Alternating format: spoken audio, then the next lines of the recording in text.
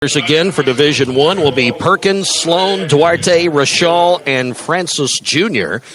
Francis Jr. just committing to Arkansas State here very, very recently.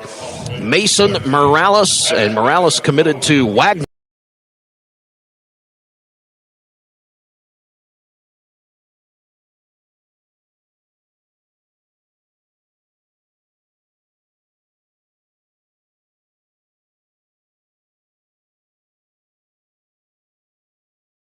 One in home white uniforms, and it'll be dark uniforms for Division 2/3. Jumping in the center circle, it'll be Francis Jr. going up against Wilson. 6'7" versus 6'7". No advantage in height for either player. And still looking for the official. We are ready to go here in Las Vegas. Tip taken by Division 2/3, and a quick layup at their end by Felder, the player of the year from Division 3. Yeah, that was pretty quick. I'm sure we're going to see a pretty high-scoring affair here. Hopefully somebody will pick up a little bit of defense, but we'll see how it goes. Ball lost out of bounds quickly into the offensive set at the other end. It was, I believe that was David Sloan, who was trying to get down to the baseline. Had it knocked away, it'll stay with Division 1. High inbounds pass up top comes into Thomas. Thomas looks to the top of the key. Steal right in the lane made by Tavion Mason. He'll go to the other end, miss the layup. Rebound, though, is put back up and in by Reese Lewis. And it's a 4-0 score. Division 2/3 in front early. Up top with it is Duarte. And another steal coming around from the backside to take it is Wilson. He'll go down to the other end, put it up, miss the layup. This time rebounded by Division 1 and a foul. They want to show me real quick. That's 2 turnovers right away to start. There's a little bit of defense to pick it up. It's a reach in from the backside by Morales. Or was it Mason? It was, I believe, Mason that committed the foul. We have 2 number 2s, so I'm going to have to watch that. That could get tricky here this afternoon. Pounding inside, power move, and a nice basket by Lonnie Francis Jr. gets Division 1 on the scoreboard. 4-2, we played a minute of the first half. Shot at the other end is made, and a nice jump shot by Reese Lewis. He's probably got some experience there in the Dr. Dish machine, Jim. I believe you're right. South Suburban College in Chicago, and a steal on the Division 1 end by Division 2-3. The jump shot missed those. Steal was made by Mason, and the shot was missed by Felder. But inside, and another power move by Francis, trailing the play, and he has 4 points. 6-4, make that 7-4. Unless they just added a point by mistake, we'll have to wait and see. I didn't think that was a 3-point shot, but I believe 6-4. With the basketball is Lewis. Lewis will put up a long 3-pointer. Wow. And hit it from the left side on the wing. And Lewis has 7 points. That's a shooter right there. They're going to have to pick up the defense on him a little bit. Here's the Oregon Duck. Duarte missing a jump shot left wing. Rebounded by Lewis. He is completely open in his recruitment. Somebody will get a good player. Here's Felder. Lost the ball on the baseline. Picked up, though, by Tavion Mason. And then a jump shot missed by... It was picked up by Morales, and the jump shot missed by Mason. Quickly to the other end on the offense, and losing the ball in the lane was Thomas.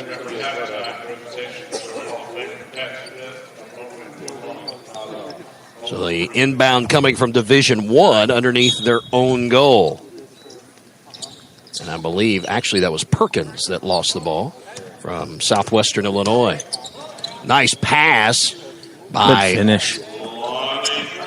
Francis finishing it, but the pass underneath by David Sloan was beautiful.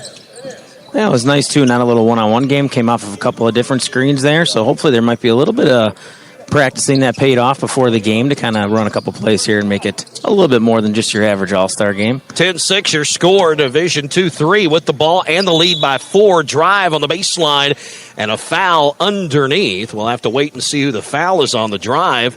Was by Doug Wilson.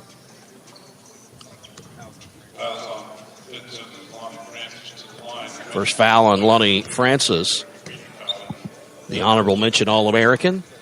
Wilson to the line, misses the first. Wilson hasn't scored in this one yet, but looked good early on. His Eagles were 31-4 and a Division II national champion this year. Second championship in 4 years for Kirkwood. Second free throw was good. Drive into the lane by Sloan is missed. Rebound slam attempt doesn't go in, and Division II-3 on their way to the other end. That's probably why Duarte is the player of the year right there. Making plays like that, super athletic. High flying, the shot missed by Lewis, and it goes into the corner and goes out of bounds. It'll go to Division I. They have said that his jumping ability is very impressive. He got up on that one. Head was above the rim, I'll tell you that. He's a Dominican Republic native. Puerto Plata is his hometown. Here's a shot that's missed by Thomas. Rebounded by Division II-3. And getting down to the other end for a layup is Lewis. And a nice pass from Mason to give it to him. Yeah, he's taking over this game a little bit. Well, I think that's 9 points for him so far, 9 out of 13. Sloan can't get the reverse layup because of the good defense by Mason. He'll drive to the other end, give to Felder, into the corner for a Lewis three. No, it comes off. Rebound fought for. Division I Sloan from John A. Logan comes up with it. He'll go to the other end. Put it up. And a slam. Wow. Chris Duarte. What a slam. One-handed from way back.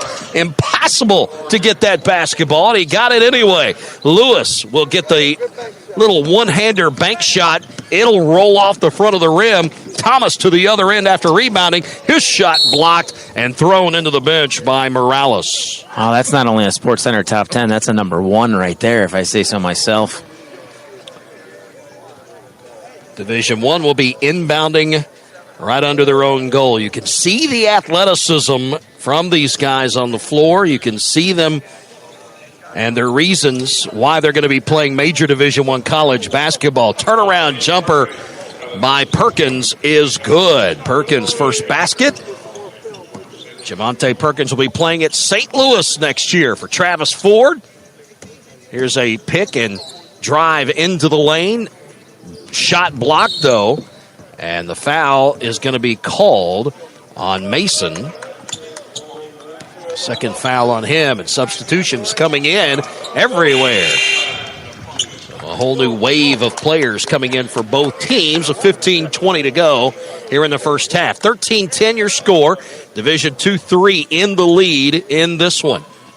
Looks like the only player staying on the floor for Division I is Sloan. Everybody else will be new. We'll go through them here as we can.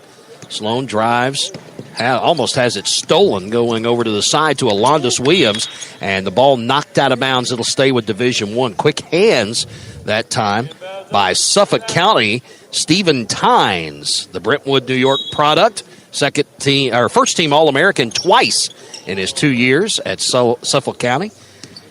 Yeah, you're definitely seeing both sides kind of get over it on the defensive end. That's definitely a lot of effort out there. Shot is missed from three-point range. A rebound putback attempt by Thomas is no good. And the Division II-3 All-Stars will go to the other end after getting the rebound. Long shot right side is no good.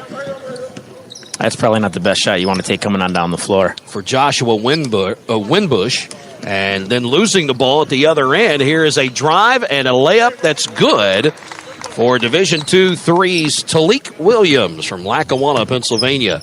Lackawanna College. His first bucket into the corner. They'll go to Thomas. Thomas underneath to Malik Porter. And then the shot is missed by the long three-pointer by Alondis Williams to the other end. The lob pass is off the mark. Not able to slam it was Williams, and now almost a steal, but Division I gets it back, and too many lob passes not going for either team.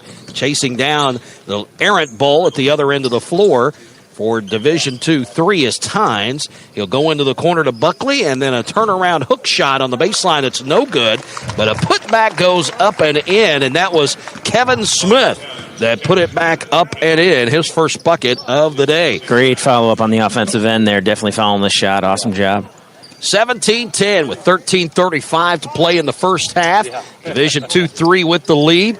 Here's a shot, top of the key by Lampley that's no good. And the rebound 2-3 will go to the other end. A three-pointer on the way that is off the mark by Caleb Williams from Richland College. And Division I with the rebound. They'll go back left side as we see it from court side here, moving right to left. Drive by Thomas. And a foul called on the drive by Thomas. And they're going to get Kevin Smith for his first foul.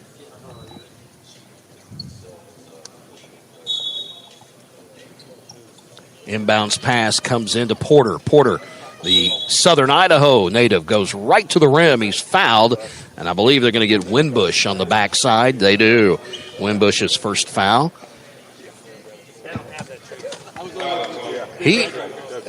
College of Southern Idaho, Malik Porter, 6'5", 190-pound forward out of Phoenix, Arizona. He's the only player coming into this game that had not committed from the Division I roster to a school, but talking to me last night said he might be ready, and we've been trying to entice him to come over and let us know where he's going to go. Hopefully he will do so at some point today. Here's a three-pointer that is off the mark. Missed that time by Talik Williams. To the other end, Division I drive to the rim layup is good. Nice job by Dennis Lampley, the Wallace State Hanceville native. A steal in the backcourt, layup good. Alondis Williams will put it up and in. Quick 4-point swing there. Got to take care of the ball. Coming on down, only a 3-point game. 17-14. The lead as much as 7, as Andrew mentioned. But now Division 2-3 nursing just a one-possession lead. And the shot missed by Division 2-3's Caleb Williams, and a drive to the other end. The transition is working as Miles Thomas will get a bucket. First of the game for him. They're missing Lewis out there right now. He took it over in those first 5 to 7 minutes, and right now they're having trouble putting something in the bucket. 6-0 run by Division I has put them back in this game, now down by just 1 point. Long shot, top of the key, no good by Smith, but rebounded in the corner by Tynes. Tynes kicks it into the right corner, now pass into the lane.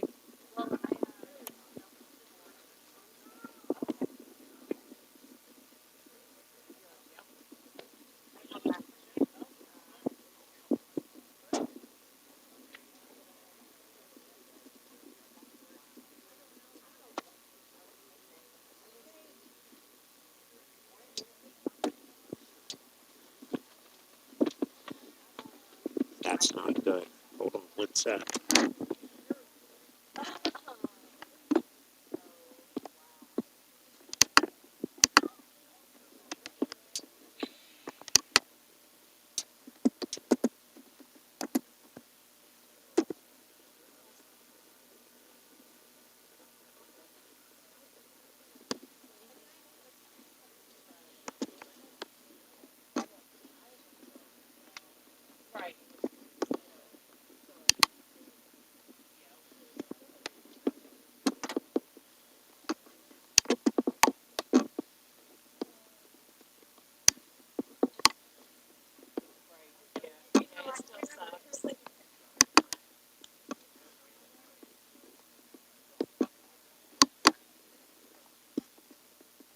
All right, we ready?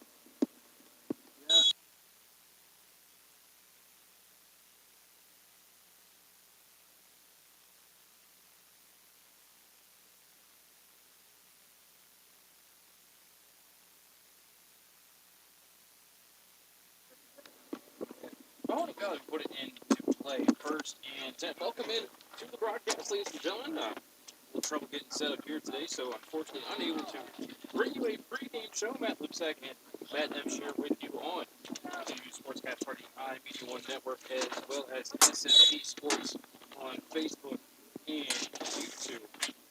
And Instagram, I think today, be at SMP Sports. Like and share the stream so your friends can join in on today's Tri-Point Football League action. Can you see my phone? Oh my God, I gotta put it in play first and 10 at their own 37. Bird is in the shotgun. Four wide receivers, sidecar to the left. He's going to hand it off to Jazir Graham, looking for the right corner. He'll get it 40, 45, and gets just across the 45, out near the 50 even. And big play on first down for Mahoning Valley.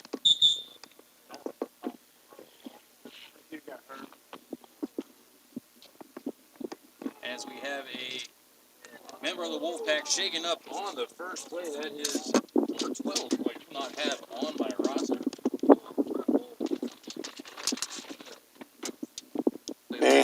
Hey, ma'am. Ma'am, could you grab that paper right there? Thank you very much.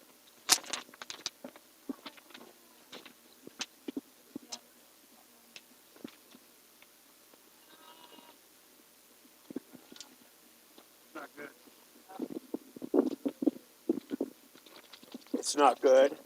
I'm gonna restart it. I have to.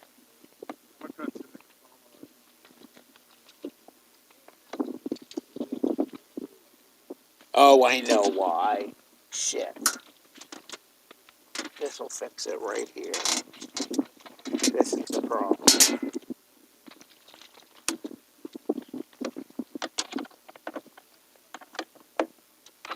This is what's going on.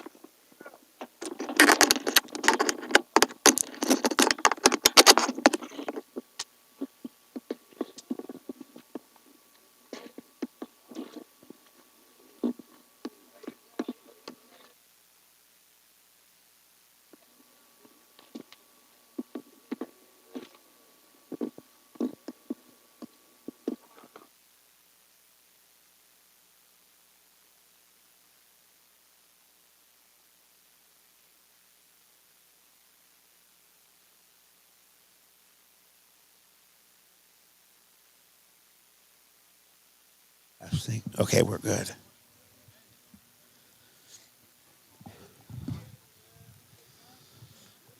Live here on CityView Sportscast. But we will be right back here from Glenwood Middle School in Canton, Ohio. Shining Stars Dance and Baton in Niles, Ohio is home to state, regional, national, and international world champions. They offer a wide variety of classes for ages 2.5 and up for boys and girls. Celebrating over 31 years in business, the excellent staff of instructors will help take your baton twirling skills to the next level. Shining Stars would like to wish all the cheerleaders, dance line, band, feature twirler Amira, and players a successful season. Go Rams!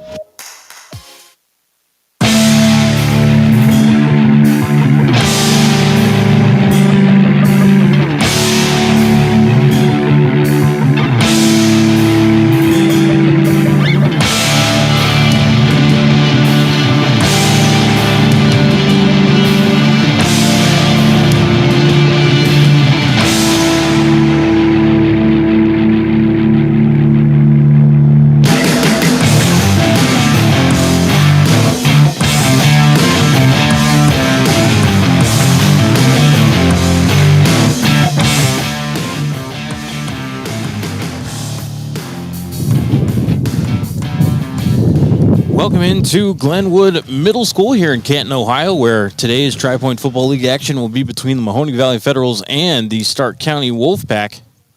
First play from scrimmage, a member of the Wolfpack shaken up and down in some severe discomfort. Seems to be maybe a lower body injury of some kind.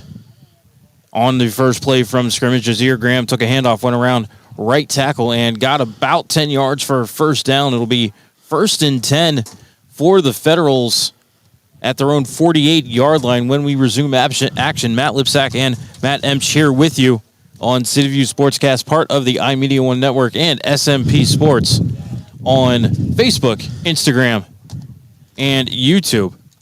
And I'm going to go ahead and bring my partner, Matt Emch, in. And Matt, second matchup of the season between the Wolfpack and the Federals. First one was in Week 1, a 19-6 win for the Wolfpack.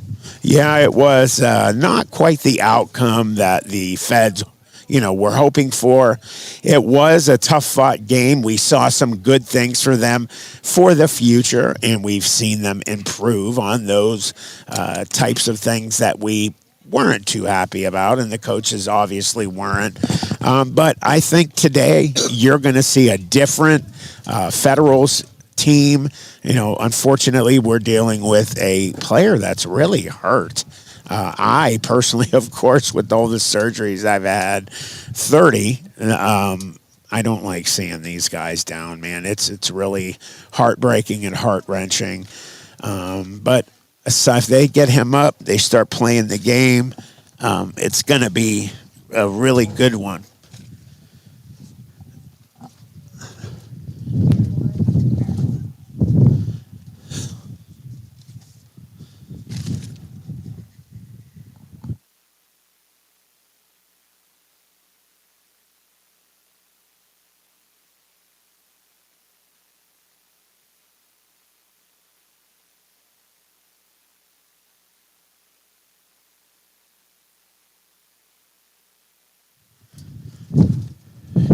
So, Matt, plenty to talk about, at least from last week's football game, the first win in club history for the Federals, a 42-24 victory over the Ohio Legends out of Columbus. 3-touchdown day for Jazir Graham, a couple of passing touchdowns for Miguel Burgess as well.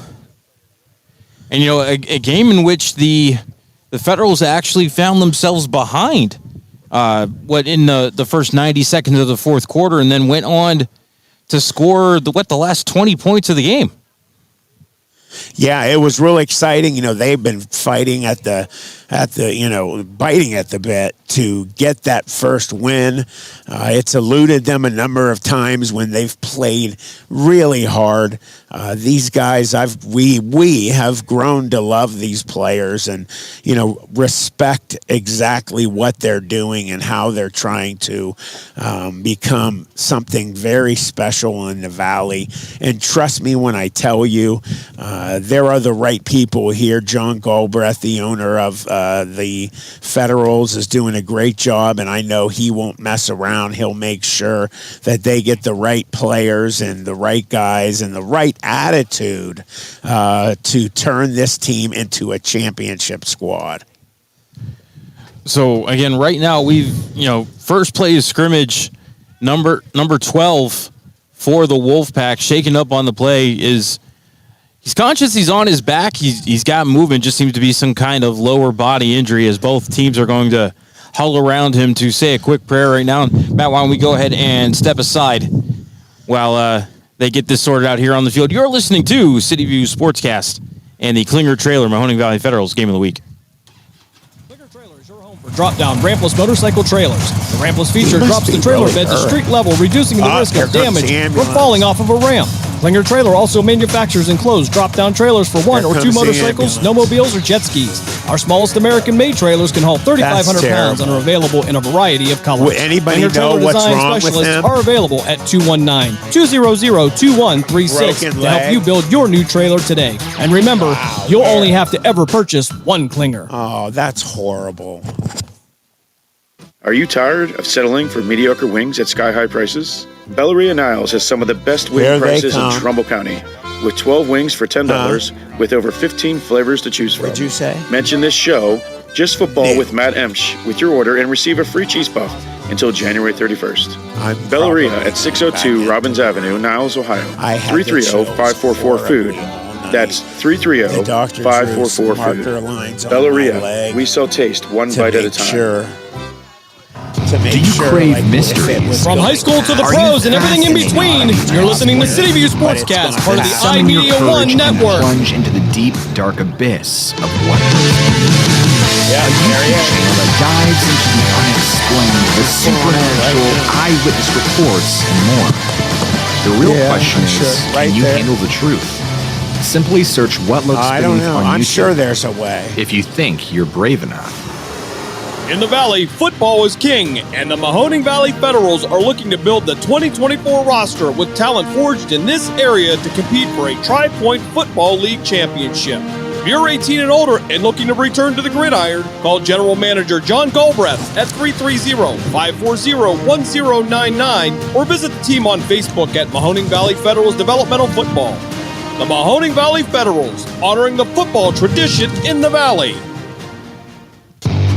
SNK, painting your house today. SNK, painting your house SNK Painting provides exceptional painting and refinishing services to the Mahoning Valley and surrounding communities by being an industry leader in our field, focusing on customer service and delivering extraordinary results. We offer interior and exterior painting, and we specialize in cabinet refinishing with affordable cabinet solution. Call SNK Painting for your free estimate at 330-505-1910. SNK, painting your house today. From high school to the pros and everything in between, you're listening to CityView Sportscast, part of the iMedia1 network.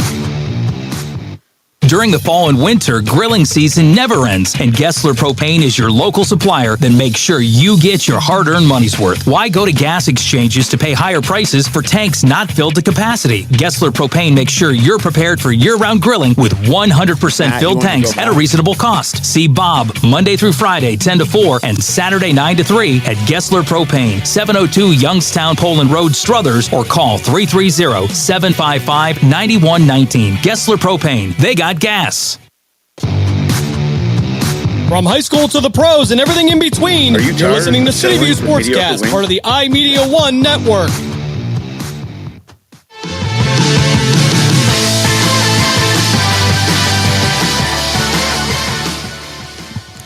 Back at Glenwood Middle School. Matt Lipsack and Matt Emch here with you. CityView Sportscast and SMP Sports. Klinger Trailer Mahoning Valley Federal game of the week. And Matt, an unfortunate scene here at Glenwood Middle School, number 12 for the Wolfpack, who isn't on my roster. Opening play from scrimmage appears to have suffered some sort of leg fracture. And right now we have the Canton City Fire Department here with the ambulance to take him off to the hospital. Yeah, apparently we got some information from some of the fans here without know them. They went over and said that he has a fracture in his lower leg, his ankle area, and it is bad. What a shame. I mean, the game just starts, and he breaks his ankle. Like you said, the whole team from the Federals went over to the whole team of the Wolfpack who were already surrounding him. They all got down on a knee and said a prayer, and they all came over and said, you know, you're going to be all right. We got love for you. It was really a nice sight to see the Federals come over and do that and give their love to him. And of course, Matt, you know, the way that the game ended between these two in week one with the the benches clearing and the referees calling the game with still about 3 minutes left. Nice to see the display of sportsmanship here. Yeah, beautiful sportsmanship. As it looks like the fine men of the Canton City Fire Department are wrapping up their work, and they are getting ready to load the stretcher onto the ambulance. It is windy, boy. It is very windy here as we're having a front come through here in northeastern Ohio. I think we're going to stay dry, Matt. I know the forecast and the portents all through the week were not good. They were not good at all. We were thinking we were maybe going to be getting a little on the soggy side here today, but so far the rain has stayed away here in the Hall of Fame area. Of course, the Pro Football Hall of Fame just about 7 minutes down the road here, which is where I thought the game was being played today. Yeah. There's a number of fields around here, and you accidentally went to the wrong one. Well, silly me for thinking that the league website would have the correct address that the game was being played on it. Correct. Why would I think such a thing? What's wrong with me? I got the address from the poster online that I forget who gave it to. It was the owner, John, gave it to me, and it had an address on it. I should have sent it to you. I'm sorry. And, I think you did send me that poster, and the fact that it probably had an address on it went right past my head. Yeah, there it is. 1015 44th Street. Yeah. went right past me. Maybe one of these days I will, start paying attention. That's all right. You do a great job, Matty. You got here on time. We got it all set up. Yeah, somehow I was here before kickoff. I don't know how. We got it done. That's all that matters. So we've had probably the better part of a 10 or 15-minute delay here because I think the game even got started a little early. Matt, we had our officials here on time. That is a shock. We have a number of games. I can't pick out all of them right now in my head that we would get, refs just moseying, on in and, hey, guys, how you doing? I don't know if they were at the bar and then they just came here. But these guys are very professional. Bam, right here, right now. They actually started the game a little early. And I think we even have 5 officials today instead of the normal 4 that I've been seeing. We need 5. We need 5. Maybe after last week. Maybe one of them will know the rule book. Right. Matt Lipsack, Matt Emch, here with you on CityView Sportscast, the Klinger Trailer Mahoning Valley Federals game of the week. Miguel Burgess starting at quarterback for the Federals today.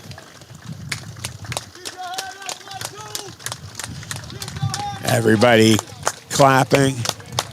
Gotta throw mine in there as well. As the ambulance preparing to depart here from Glenwood Middle School, I have to imagine heading down to either Altman or Canton Mercy. Both hospitals just about 5 to 7 minutes away from where we're sitting right now. So Miguel Burgess, as I said, starting at quarterback for Mahoning Valley today, 21 of 49 on the season for 312 yards, 3 touchdowns, 3 interceptions, completion percentage of 42.9. Jazir Graham, who had 10 yards on that opening carry. He's got 151 yards on the season, 3 touchdowns, averages about 6 yards a carry. And, Matt, the Federals have had to play, come from behind a lot here this season, forcing them into a lot of passes. But what we saw last week is when they run the football, they can be very effective on offense. They can. You got some great players on that offense, and the offensive line has been playing extremely well. Every game they have played in, the Hogs up front, and remember, especially out of me, you're going to get me talking about the line first. It is one in the trenches, offensive and defensive lines, and the Feds offense did a great job last week, and bam, they got a first win. And of course, what we've seen on defense from these Federals is the susceptibility to getting beat over the top, especially final minute of the first half last week at St. Christine's Field in Cornersburg.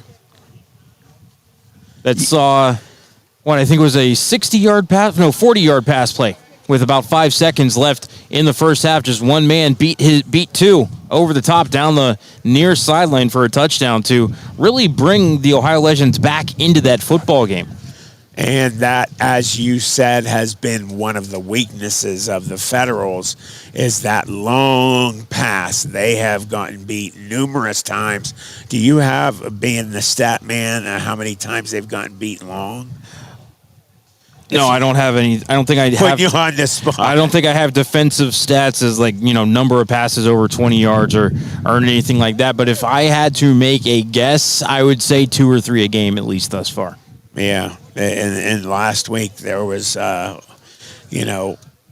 things that happened, great things that happened, and they did get beat on one pass that was long. The defense has had very good spurts of, bending but not breaking.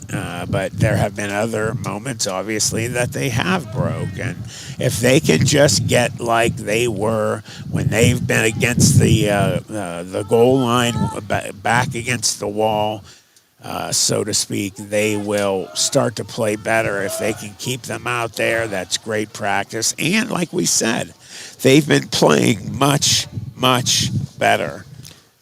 And you look at here, one of the players that we talk about all the time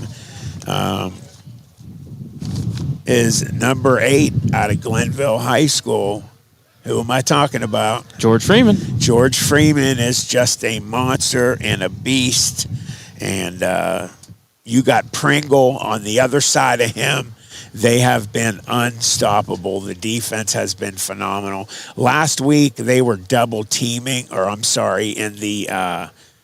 the Erie Express game, they were double teaming him, and that shows you that the coaches and the guys putting it all together there have paid attention, have watched films, and watched films well. I mean, let's face it, it's not... George Freeman leaps off the video screen at you when you are watching film on the Mahoning Valley Federals. He is absolutely everywhere. He's in the backfield. I think he even has a couple of passes defended so far this year. Tackles in and around the line of scrimmage. Just really, George Freeman is the do-it-all, jack-of-all-trades for this Federals defense. Anthony Harris having a good season so far as well. A couple of interceptions, couple of sacks, doing it all from, I believe, the safety position for Anthony Harris. And let's, talk about, DeMattia had started the season. He'd done a really good job here and there, but just wasn't, cutting it at quarterback, and they throw in Miguel Burgess, and then all of a sudden there is a shot, if you will, of energy to this team. If he can get to the corner, he gets an opening, he is gone. He is really exciting to watch, and, he's in there at quarterback. Let's hope he has a good game here today against the Wolfpack. Hope that Brett DeMattia's wrist is healing well as he prepares to head to Teal College, where he's going to play tight end for the Tomcats this coming football season as he prepares to enter his freshman year. So, Matt, one of my other jobs, obviously the voice of the USHL's Youngstown Phantoms NHL draft is today, and so far, I believe 3 players with Phantoms connections have been drafted thus far. Let's see, Luke Osborne was drafted by the Buffalo Sabres in the 4th round. A few picks later, Chase Patilla picked up by the Pittsburgh Penguins. Wow. And Torrey Pittner drafted by the Colorado Avalanche. Torrey, of course, also going to the University of Denver. Wow. So the Colorado Avalanche drafting the future Pioneer, Torrey preparing to start his freshman season at Denver. And, of course, Chase Patilla now entering his sophomore season at Michigan Tech. Luke Osborne will be back with the Phantoms this season. So, Matt, so far a very successful NHL draft for the Youngstown Phantoms as they are preparing to start their 2024-2025 season. Just had camp a few weeks ago down in Canonsburg, Pennsylvania, to select out of I believe they brought in about 250, 300 hockey players for a week, and they had to narrow it down to 30. Wow, that's some work there and some sleepless nights for the coaching staff. They narrowed it down to 30 come Father's Day is when final cut down day was. So those 30 players are who will be attending training camp in Youngstown the start of September to determine who makes the final roster of 25. That is awesome. And phenomenal for those players that made it to the NHL. Oh, it just so happens, one made it to the Pittsburgh Penguins, the only NHL team that I watch is the Penguins. I mean, Phantoms have been around now, I think, for 16 years now, and finally the Pens have decided to pick somebody that used to play for the Youngstown Phantoms. They're probably the closest junior hockey team geographically to PPG Paints Arena in downtown Youngstown. And of course, Matt, we're just, 6 weeks away from high school football starting? Yeah, when we leave here, we're going to go and start covering the Mineral Ridge Rams, just like we did last year. They went to round 3 of the OHSAA playoffs. They came, very close to winning and moving on. There were just some silly mistakes that were made. They could have won that game for sure. Yeah, that game was Mogador, I believe, right? Yeah, Mogador. Yeah, I remember that drive where it looked like they might go down and tie the game, and They got stopped on third down and forced them into what you and I both think was a bad play call on fourth down, and then Mogador drove 60 yards to go down and make it a 2-touchdown game, and really that just kind of took the wind out of the Rams' sails and ended their season. All right, the ambulance is pulling off the field, and it looks like we are ready to get back into action. Just 47 seconds have ticked off the first quarter clock. Matt Lipsack and Matt Emch here with you. CityView Sportscast, Klinger Trailer, Mahoning Valley Federal's game of the week. Ball is at the 48.5, 49-yard line. So just shy of the midfield stripe for the Federals.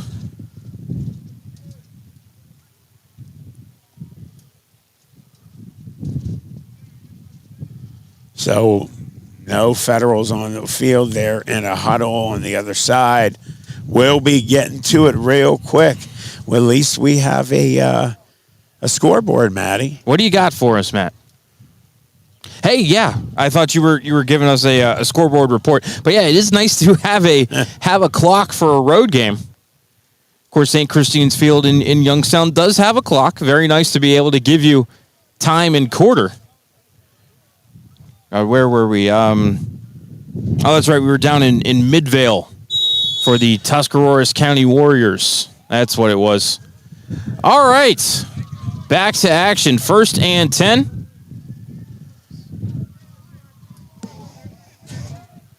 For the Federals after a delay of probably the better part of 25 minutes.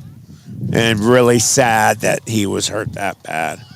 And we've got a number 4 that is not Chris Williams at quarterback. Going to hand it off and up the middle and then getting absolutely blown up. Number 21 on the tackle, Malik Jackson, who missed the first game between these two teams with a suspension. I believe that was Rodney Smith on the handoff just for a gain of 1. That was a hit. Very nice hit on part of the Wolfpack. They are starting angry. You know, it always seems like when you have a hurt player get taken away, it really turns up the volume. 2nd and 9 for the Federals. Shotgun. 4 wide receivers, trips left sidecar to the right. Is Smith. There's a pass, going to be a little bubble screen. Ollie catches it, but behind the line of scrimmage, and then he is immediately tackled by number 1, DeAndre Black. And we'll see how many yards did he lose. Look like, call it a loss of 2. Matt, that's not Chris Williams? I don't think that's Chris Williams. Looks smaller than Chris Williams. I mean, it is number 4, but the nameplate is scribbled out. Right. Oh, okay. I mean, I know that Chris Williams has taken snaps in Wildcat this year, but... And, well, if it's scratched out, you can see that far? I can. That's incredible. I have glasses on and I can't see that far. All right. Walt Ollie on the end around. Across the 45, going to break it back to the 50, but this drive is going to stall for the Federals, and 4th and 8, they're going to be forced to punt. That was a great hit by number 21. Malik Jackson. Thank you, sir. You have a better roster than I do. Mine is not done in numbers. It's all over. It doesn't start from 1 to 3, so excuse me if it takes me a little time. We've got Malik's grandparents down in the front row, so they're and family. So thanking them for the help. Yeah. It looks like Jazir Graham going to be doing the punt here for the Federals. Good snap. Low line drive kick, going to bounce. Roll toward the goal line where it's going to be picked up and carried ahead. Coming ahead with it is Darwin Filey, and he'll get out to about the 20-yard line. So decent return. And a flag, man. For the Wolfpack. And did we have a flag on the play? Yes, sir, we do. Yep, I see it back there inside the 5. It's going to be in the area of, I imagine, a hold or a block in the back. Could be a face mask, but we'll find out. Looks like the initial indication is on the Wolfpack, so going to push this one back toward their goal line.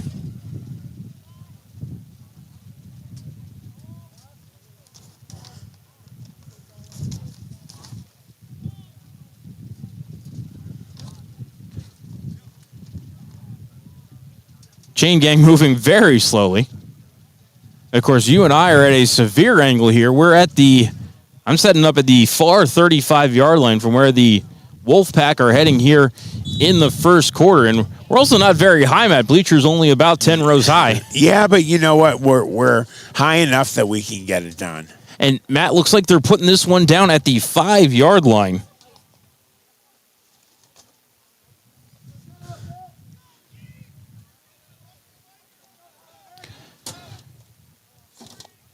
So Wolfpack going to put in play 1st and 10. Shotgun back to take the quarterback keeper and running straight ahead. Are the Wolfpack looking to see if I can get a number on that quarterback? I believe it's number 1. And I believe that DeAndre Stevens, the defensive tackle, stopped that run. He did a very good job for the Federals, sorry. So just a gain of 1 on the play, 2nd and 9, all at the 6.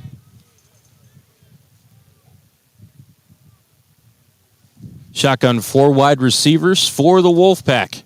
And check that number 7, Barrett is the quarterback. Barrett bobbles the snap, able to corral it. He's going to keep it. Gets up the middle, breaks 1 tackle, then gets wrapped up by a host of Federals as he got out near the 10-yard line. I saw number 22, Andreas Cheers, in on the tackle. We'll call it a gain of 4 out to the 10. I also saw Daniel Hill in on that tackle as well. He's having an excellent season for the Federals. So 3rd and 5 upcoming for the Wolfpack. Ball on their own 10-yard line.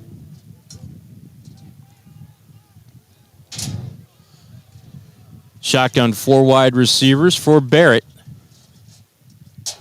Sidecar to the left is Smiley, who had a very good game in week 1 against the Federals. And I thought there was going to be a flag on that one. I thought I saw a false start, but they're going to let it go. And Barrett just had to wrap up the snap and fall on it as there were defenders right in his lap. It's a loss of 6, back to the 4. That was a great hit by a host of Federals. Like you said, just a bunch of them. It's hard to give a credit to one player. I'm going to give it to them all because they were almost all in on it. And Matt, just a weird one because it was like the entire offensive line didn't react, but the Federals' defensive line did. And coming around the end, it might have been Freeman, it might have been Pringle here on the near side. As it is, it's going to be a very tight punt formation here for the Wolfpack as Xavier Ellis standing on his own end line. Back to receive, I believe. That is Isaac Coker, and we have a flag before the punt. Isaac Coker is about at the 30, and then way back there, I think actually Mikhail Holland be the deep man who was standing around the 40. You know, Matt, I want to take a quick second to say hi to my family at home. I have to say it. Hey, guys, how you doing? I love you. So half the distance to the goal. They're actually going to drop this back to the 1. So even less room now for Xavier Ellis. Snap is back, and it's a high, very short punt. Coker. It hit the ankle of... Oh, no. So you're not allowed to advance a muff, but it hit the ankle of one of the up men. Well, it hit the ankle of somebody. I'm just not sure who it was as a flag has come in on the play. Probably a dead ball foul. But we need somebody to make a call as to whose ankle it hit. Definitely not good for the Feds. It definitely hit one of the Federals in the leg. I didn't see the number. Not good. They're going to get, the Wolfpack is going to get good field position from this one. Well, at least better field position. Yeah, I mean, I would consider it. Yeah, you're right, Matt. I mean, where they're lining up the ball, I mean, at least they're getting the ball. It's basically like they got a kickoff, but they got the ball. Well, are they just going to replay the down? Is that what's going on here? Matt, you know, like I do. I mean, I know it's not like they have microphones and can tell us what's going on, but that does look like what they're doing. They're bringing the teams back to the original line of scrimmage. All right, we'll just do it again. Okay. Well, you got to love it if you're a Federals player. They lost the ball on that punt, and the Wolfpack got it. So, heck yeah, we will do it again. So, 4th and 14, ball at the 1-yard line of the Wolfpack. Ellis, his feet on the end line as he tries to get the punt off again. Snap is back. It's good. It is a high and short punt. Going to bounce sideways, picked up by Coker. He's heading up the near sideline and gets pushed. No, he didn't step out of bounds. Still with the ball. Coker high-stepping inside the 10, still alive. Wow. And then he gets wrestled down inside the 5. What a return for Isaac Coker. And there goes the helmet, number 21 for the Wolfpack. Lost his helmet on that play. That was an unbelievable return. And he just showed how strong he is, how much he wants to win. I mean, how many players you think had a shot at him, Matty? At least 6 or 7. At least 6 or 7. It looks like we're going to have 1st and goal at the 5-yard line. So great return. They better get some points out of this one. That is a Christmas present. And a net punt of just 4 yards there for the Wolfpack. Shotgun for the Federals. 2 in the backfield. And full start on the play. Oh. I think Walt Ali a little motion forward there as he came across. So we're going to back it up 5 yards to the 10. And those are the mental errors that they've been making all season long that affect them major, Matt. And then that is just unacceptable. 7:08 left in the first quarter. Matt Lipsack and Matt Emsch here with you. Klinger Trailer Mahoning Valley Federals game of the week. 1st and goal for the Federals, but now back at the 10.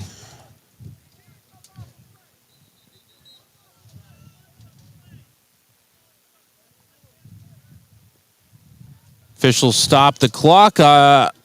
Wondering if maybe Malik Jackson lost his helmet on that play. Has to come off for one. Yeah, that was the player that lost his helmet. I was just looking up his name. Thanks for saying it.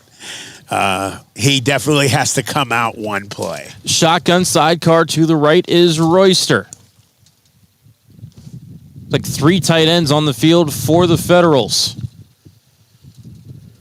Snap is back. They're going to give it to Royster, looking for room. Breaks 1 tackle before he gets wrapped up. Still on his feet. Forces his way forward to about a 5. I think the ball might have come loose at the end, but the officials are going to say his forward progress was stopped. Those 5 hard yards there for Ryan Royster. Gets the penalty yardage back. 2nd and goal at the 5. That was a hard run. Offensive line starting to do what they do. Gotta love the Hogs up front. They're opening some holes. It's going to be a good game today. So 2nd and goal, ball at the 5. We are inside 6 minutes left here in the first quarter. Still scoreless. 2nd possession of the game for the Federals.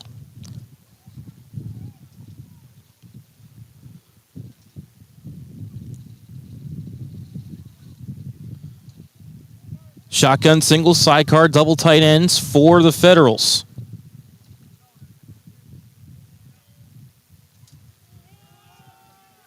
Handoff to Royster. Lost his footing in the backfield. Looks like he maybe lost about half a yard there. So 3rd and goal from the 5 upcoming for Mahoning Valley. Again, we always talk about this in high school and now semi-pro.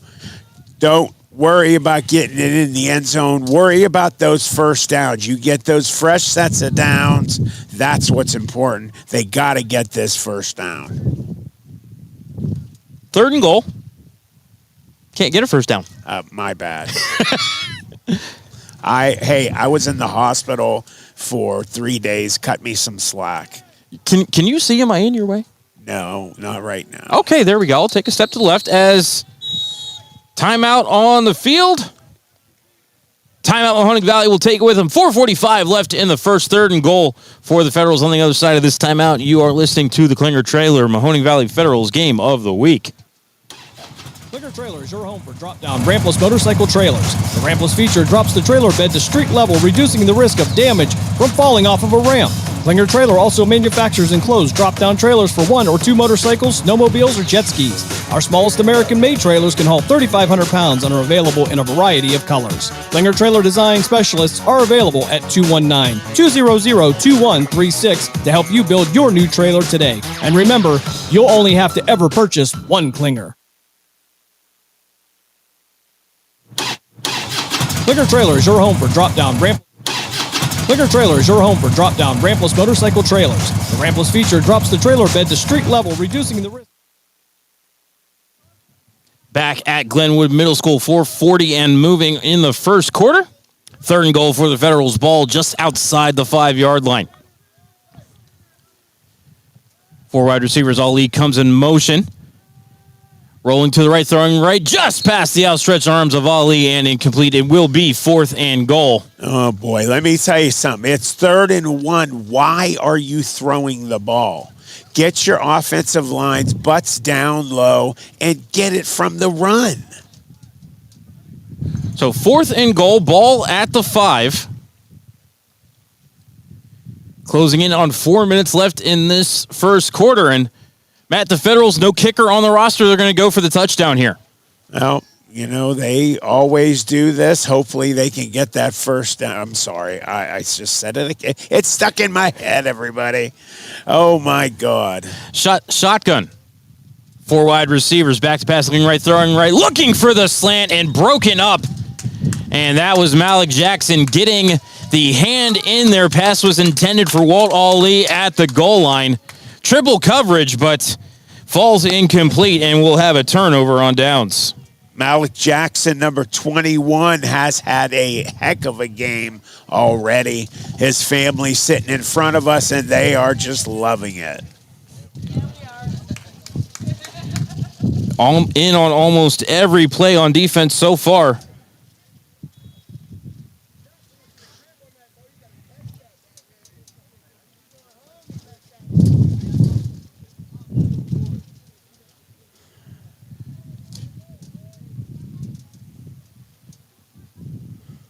So 1st and 10 for the Wolfpack, ball at their own 5-yard line.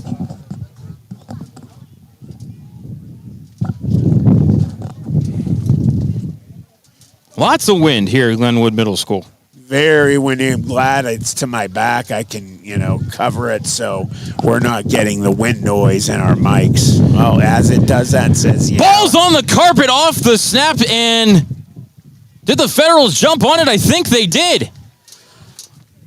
Are the quick turnover on downs, Matt. Wow, huge play for the Federals. I was watching for the referees, but they got it. My God, they're going to get back on it on the goal line. Wow, that is unbelievable. Great play. So fumble recovered at the 1-yard line for Mahoning Valley. I wish I could tell you who jumped on the ball, but all that matters is that the Federals have it back. 1st and goal, ball at the 1. And Matt, what do you think? 3 tight ends and just try to... You got to run the ball. Stop playing games. Go old school. Get those butts down low, and then you just get in the end zone. And it will be a handoff to Jair Graham. Going off right side. Back to the line of scrimmage. No further. 2nd and goal. 2nd and goal, you got to do it, baby. You got a Christmas present from the Wolfpack. Time to just get down low, bring those stances in, and just play. Like I said, old school, lead, trap. Just that's all you got to do. And Matt, I think just for simplicity's sake, we will say that number 4 is Chris Williams. That's the only number 4 we have on the roster. I actually have his name. Fakes the handoff. Pile driving ahead. Did he get in? Ball might be out, Matt. The beanbag's on the ground, and the Wolfpack have recovered at the goal line. This has turned into, I'll give you one. Oh, no, I'll give you one. Everybody's turned the ball over down there. They got that Christmas present, and they could not put it in. You've got the name of our quarterback. Yeah, I do. I got a text from Mike Benner. I thought I did have it. Oh, I'm sorry. I got it from John Goldbraith. John Bruce, number 4, former quarterback for JFK, stayed the championship year. So John Bruce from JFK is number 4 for the Federals. John Bruce. Got it. Thanks, John.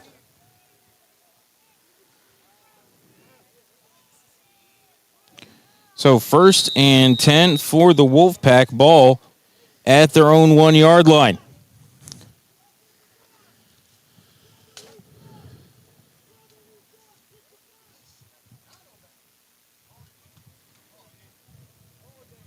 You see from here that big offensive line. We had some of them come up to us today and asked, if we talk about them, give them some love. They look great. They're huge. He told me, one of the players, that the Wolfpack's offensive line is 1,000 pounds plus. They got some big boys up front. I love the Hogs. All right, Barrett in the shotgun, empty backfield. Back to pass, looking right, throwing right. It is dropped by Darwin Filey, incomplete.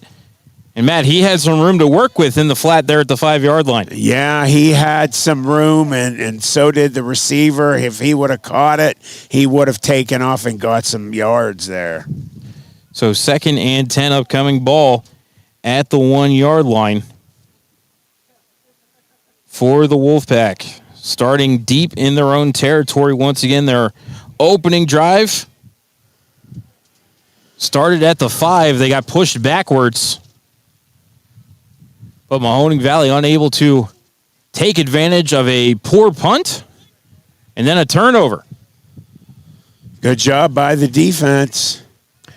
So 2nd and 10. Again, 4 wide receivers this time. For Barrett, sidecar to the left is Smiley. Brings a man in motion, that's Filey. Now twins to each side. Gets the snap, back to pass. Looking right, throwing right. One hand on the ball, but I believe he was incomplete, out of bounds. Yes, could not get a foot in bounds.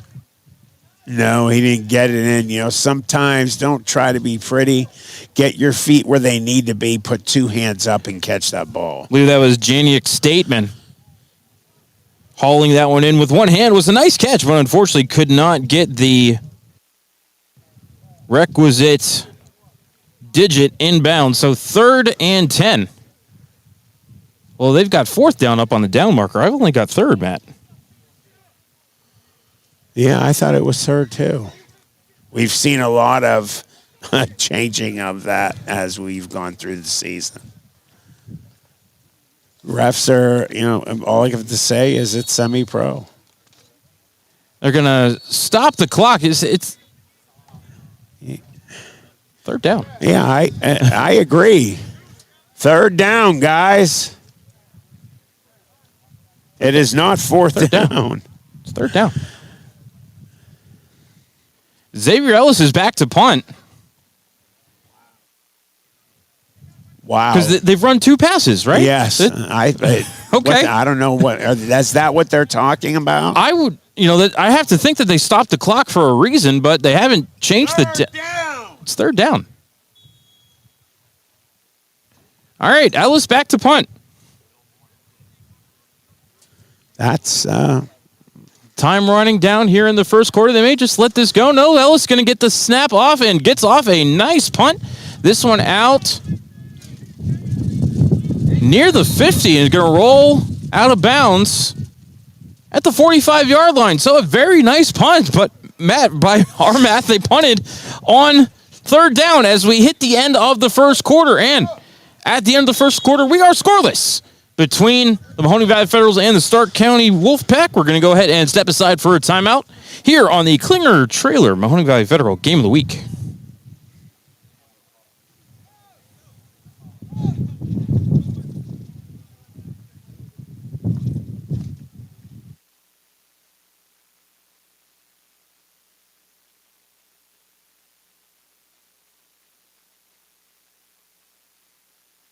The storks are bringing me a baby brother! We can do this together! All right, let's go. Storks know how to keep kids safe. Do you? What? Oh my gosh, you don't know. I know. You don't? Oh man, you laugh when you're uncomfortable. No. Making sure your child is in the right car seat is one of the steps to safer travel. I will rock this! You will rock this! To know for sure that your child is in the right car seat for their age and size, visit safercar.gov/the right seat. Cool. Very cool. Brought to you by the National Highway Traffic Safety Administration and the Ad Council. It's important to plan ahead for emergencies, like the storm. When it kicked in, we had a plan. Separated. We were able to get in touch with each other in no time. Idea how to find each other. The whole experience was fine. the most frightening 10 hours of my life. If there's one piece of advice I'd offer other moms out there, it's to stay calm and keep to the plan. Message. Some parents plan ahead, some don't. Make sure you know where to find your family in an emergency. Start your plan at ready.gov. Brought to you by FEMA and the Ad Council. Welcome to Calvin's Barbershop. You all gotta see this. I don't even want to know what you're looking at on that phone. Well, you should. I was learning about the dangers of high blood pressure and that we need to get ours checked regularly. High blood pressure can increase the risk of heart attack or stroke, but this text program can help keep it at a healthy range. Just text Barbershop to 97779 to sign up. I'll get right on it as soon as I'm done with this baby panda video. Text Barbershop to 97779. A message from the American Heart Association and the Ad Council. The year was 1907. The Cubs won the World Series and the Ford Model R hit the assembly line. While here in Ohio, school administrators came together to form the Ohio High School Athletic Association. One thing that hasn't changed since 1907 is the dedication of the OHSAA to education-based athletics in Ohio. School sports teach responsibility, sportsmanship, and life lessons that stay with students long after their playing days are over. The OHSAA seeks to prepare students not for the next level of sport, but for the next level of life. From high school to the pros and everything in between, you're listening to CityView Sportscast, part of the iMedia1 network. Hello, Kubo. What have you got planned for today? Come on, this way. Adventure can be found anywhere, but the best place to start is in the forest. It's the most powerful magic there is. Head outside to discover incredible animals. Wow. And beautiful plants that come together to create an unforgettable adventure. So grab your loved ones and explore a world of possibilities. Visit discovertheforest.org to find the closest forest or park to you. Brought to you by the Ad Council and the U.S. Forest Service. My teacher said that Cobras. So first and goal, ball at the 7.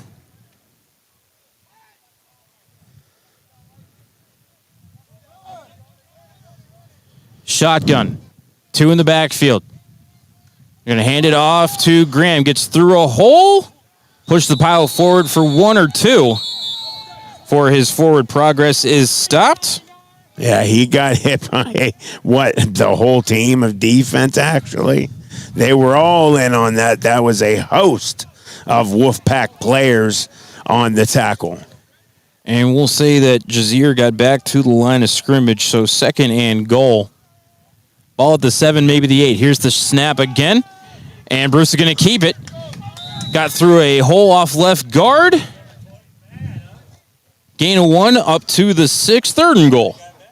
That was a good play. I'm curious what happened to Desir Graham. Or Miguel Burgess, I'm sorry. Thank you. Yeah, I'm wondering, what is he hurt or? I mean, we're coming up on 4th of July. Could have vacation. Who knows? True. These guys have lives. They, might decide, hey, I'm not playing. I got family stuff. 3rd and goal, ball at the 6. Shotgun 2 in the backfield. Walt Ali coming in motion to the right. Bruce going to keep it.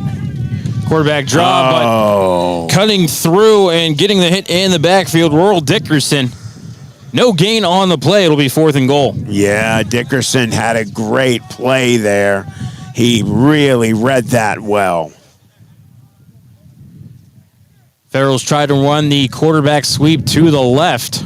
Maybe a little read option there as well for John Bruce. I just got some information from John Galbraith. He said Miguel is welcoming his first child. We want to congratulate Miguel Burgess on becoming a dad. Welcome to fatherhood. Young man, it's a trip, let me tell you. Yes, it is. Bruce back to pass, looking right, throwing right, looking for Ali. Jump ball. There it is. He hauled it in. Did he get to the... No, he dropped it. Oh, no. Signal from the back just says incomplete while Ali pleading his case. Well, if the ball popped out... I was screened, so... Matt, what did you see? Anything?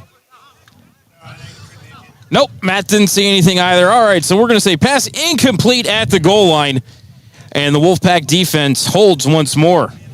You know, let everybody know we've got 3 Matts here in the crew today. Me and you are Matt. We have another Matt on video for us, so maybe that will bring us some kind of good luck because all 3 of us have been together at certain times. I don't know. I mean, triple Matts, triple sixes. Could be the sign of the dark one. Who knows, Matt? Well, yeah, I could.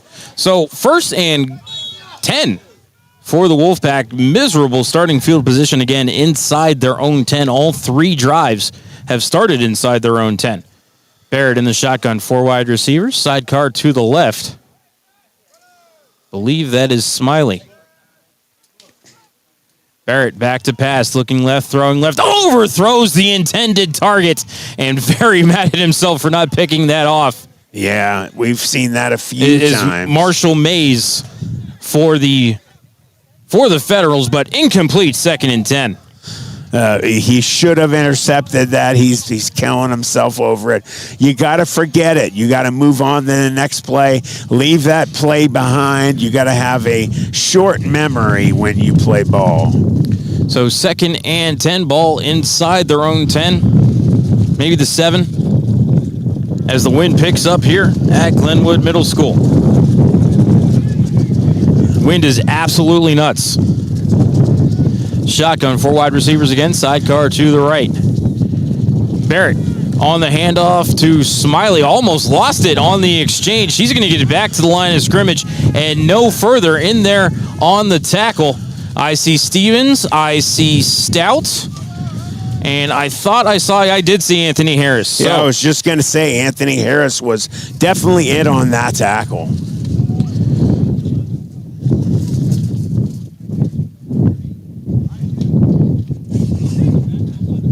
So, Matt, actually, I think he lost one on the play. We'll mark him back to the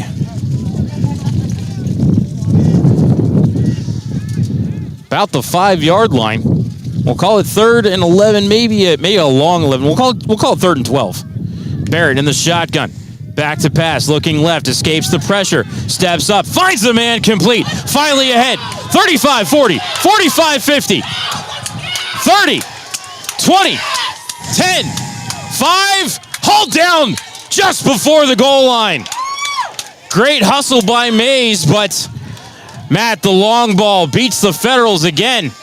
It does. I was really worried about it with them down there. They obviously watch game film, and if you watch any of it, you will see that they get beat deep. They have to address their defensive back issues. Timeout, Wolfpack after the big play. We'll take it with them. 9 minutes left in the 2nd quarter. We're still scorers looking to the Klinger Trailer Mahoning Valley Federal Game of the Week.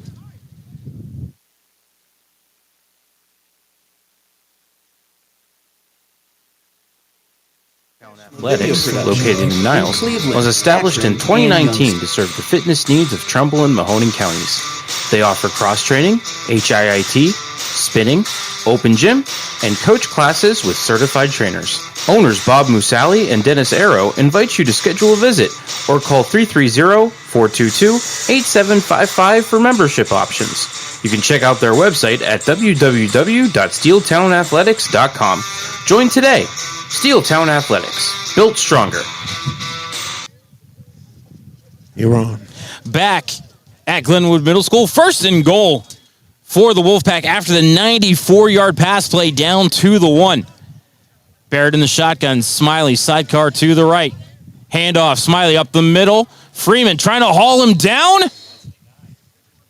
Wrapped him up right at the line of scrimmage. DeAndre Stevens in as well on the play.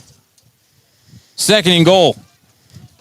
Great job by also Nathan Watson, a LeBray football player, the linebacker, is playing very well as today. Nate was shaken up last week, unable to participate. Great to see back on the field this week. So 2nd and goal. Ball at the 1.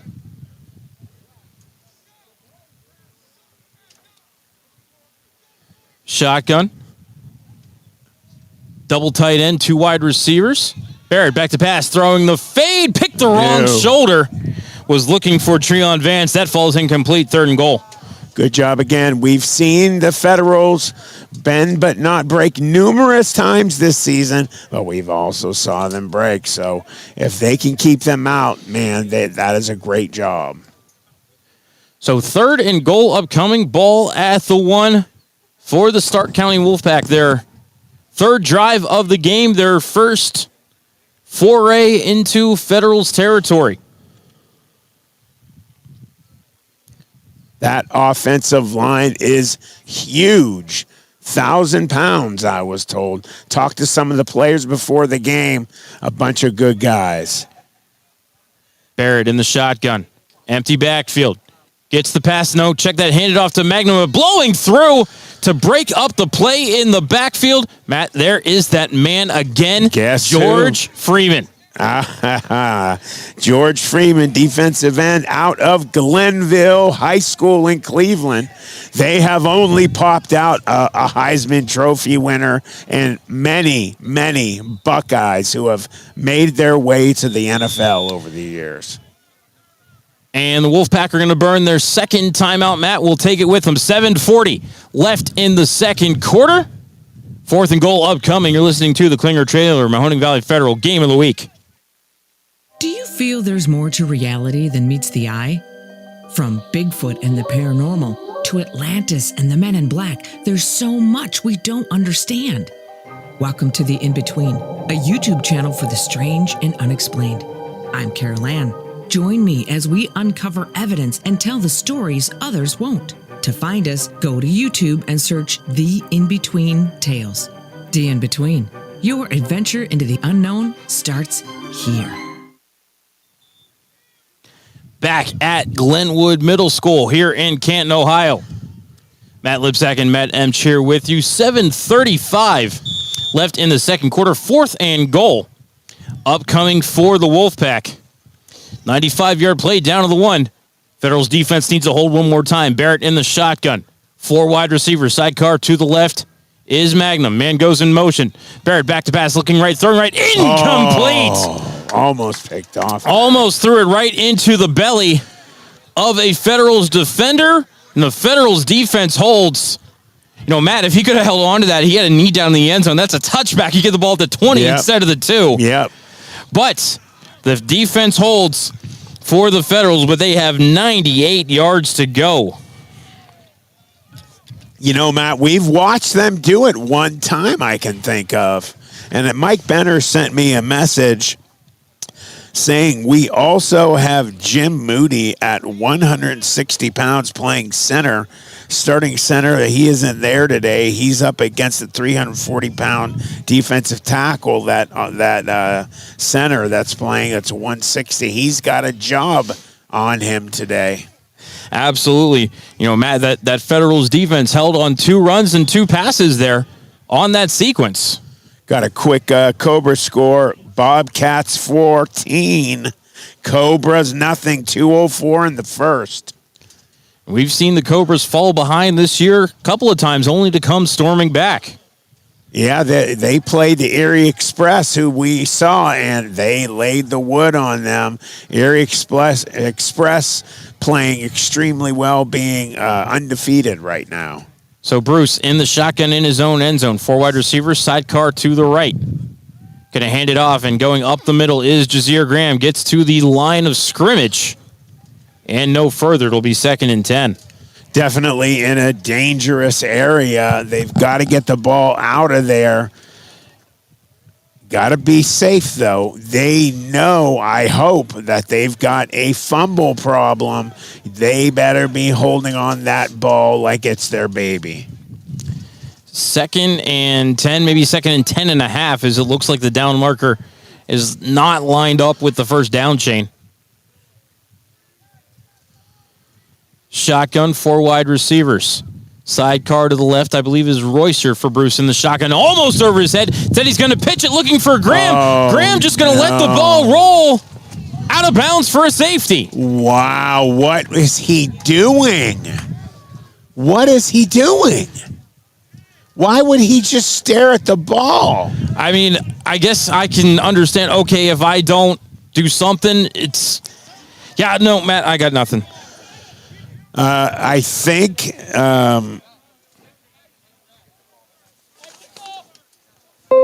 So, 5:34. Clock is running.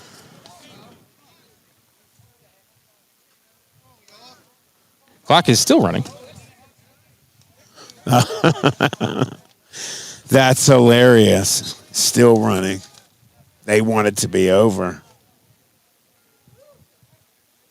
Finally getting stopped at 5:17. So 5:17 left in the second quarter, and the Wolfpack have taken a 2-0 lead. The fumble by John Bruce trying to pitch it to Jazeer Graham. Was that Malik Jackson who picked that up? Well, it didn't get picked up and went out of bounds. They couldn't gather it in bounds. I did not get a number on who. Did they kick it out or? No, they were trying to pick it up and then just rolled out of bounds, so they never established possession in the end zone for it to be a touchdown. My point of view from here, I couldn't have seen that. So Mahoning Valley going to kick it off from their own 20-yard line after the safety.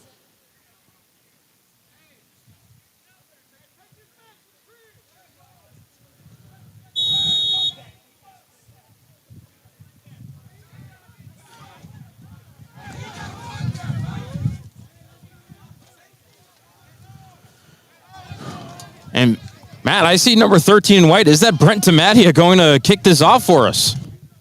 Oh, maybe. Wearing the brace on the wrist, and that's a nice kick. Going to be fielded at the 37, then dropped. Going to pick it up, coming near side. Oh, no. Gets the corner, cross the 50, cuts it back, tackled from behind. You know, a lot of times, Matt, when a player muffs the catch and either pretends to do it, he takes extra time for them to get down in the field. They always seem to get a great return after that, because if they screw up the timing of the kickoff team, all you need to do is pick it up and head to the side, and most of the time these guys score. Demir Bennison on the return. Tackled by number 20, Toby Williams. Just waiting to see where the down marker is going to be set down. Looks like the plus 35. So a very nice return for Demir Bennison. 38 yards on the return, in fact. So 1st and 10 for the Wolfpack as they look to build on the lead. Barrett in the shotgun. 4 wide receivers, twins to each side. Little bobble on the snap, able to get ahead to Smiley. Hit the hole with a head of steam. But he was hit in the hole by Brent Tamatia. He also got hit by number 88. That is Dalton Stout, the linebacker tight end. He had a good hit there as well. Gain of 5 on first down. So 2nd and 5 for the Wolfpack. 4 minutes, 20 seconds left on a moving second quarter clock as the Wolfpack look to build their lead. Barrett in the shotgun. Smiley's in the backfield, 4 wide receivers. And the clap gets them going. So they blew it dead. So we'll see if this is a first down by penalty or if it'll be 2nd and 1. Score of the Cobras down 14-0, 2:04 in the first.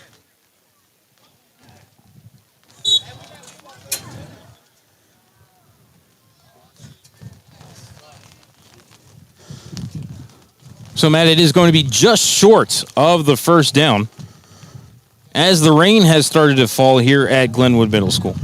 I knew it was going to happen. Thankfully, our other Matt got a canvas pop-up tent over our head.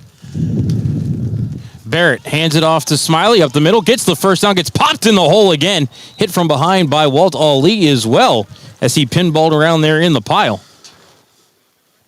You know, since they moved Walt Ali to defense, the defense is playing better. You know, I remember following him in high school.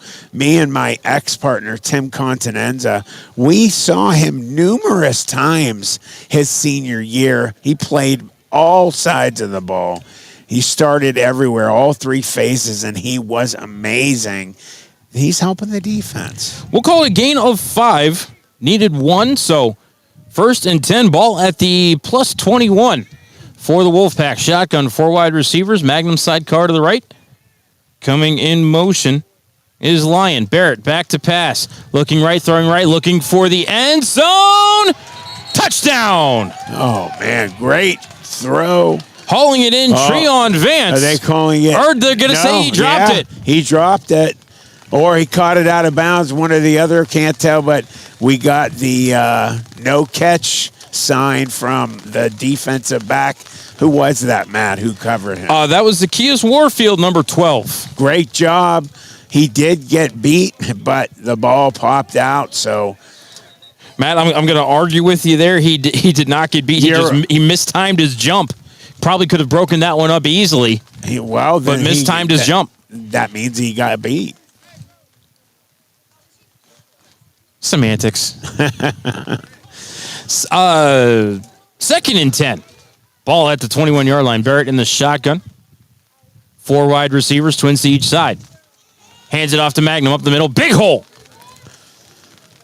Nice hit. Cross the 15. Gain of 7 or 8 there on 2nd down. It'll be 3rd and short. I believe the hit there was by Rod Smith Jr. Good hit. I call it 3rd and 3, Matt. Got to stop. The ball is what they got to get back. They got to start punching at it, trying to have a turnover. There's only 1:45 left in this game. And then they move the down marker again. We'll call it 3rd and 2. Ball around the 13-yard line. Shotgun hand off to Smiley up the middle. Has the first down. Man. As he got to the 10 as we tick inside of 90 seconds.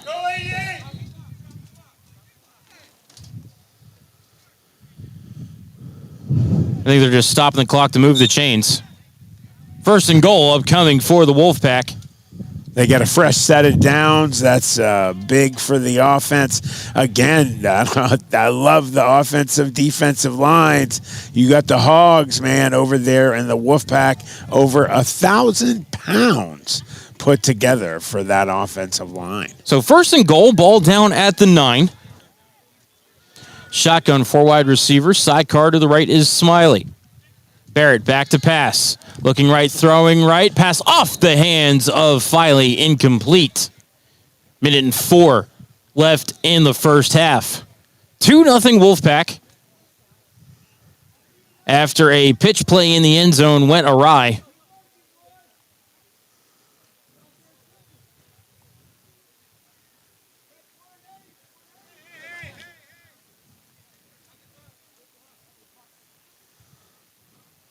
Clock ticked off a couple extra seconds, says 61 seconds now. And there the clock's moving again. It's not supposed to start till the snap. Again, it's... semi-pro football. Yes, it is. Low snap, Barrett able to handle it. Back to pass, looking right, throwing right. Caught in the end zone. Man. Touchdown. Treon Vance hauled it in. And the Wolfpack extend their lead. We've talked about the defense and where the weakness is. Unfortunately, fellas, I'm not trying to get on you when you listen to this replay. I'm not trying to dog you out, Isaac Coker, who unfortunately got beat on there. You guys just need to, do some extra things to get yourself better. But right now, the defensive backs are definitely the ones you got to point at on the defense that need to improve. Ellis for the extra point attempt. Need one more for the offensive line. One more. Late onto the field, Chris Lewis. Snap is back, ball is down, kick is up. Kick is no good, wide right. So with 45.7 seconds left in the second quarter, Stark County leads 8-0. We're going to step aside for a quick timeout here on the Klinger Trailer Mahoning Valley Federal Game of the Week. Full Res Films is your go-to source for professional video production in Cleveland, Akron, and Youngstown. Call us at 216-201-9649. We specialize in promotional videos, television commercials, corporate training videos, music videos, live streamed events, drone video, and more. Call us today at 216-201-9649 or go to www.fullresfilms.com and book your free consultation. Back at Glenwood Middle School. 6-play, 35-yard drive that ended in a 3-yard touchdown pass. A 9-yard touchdown pass from Barrett to Vance. Extra point was missed.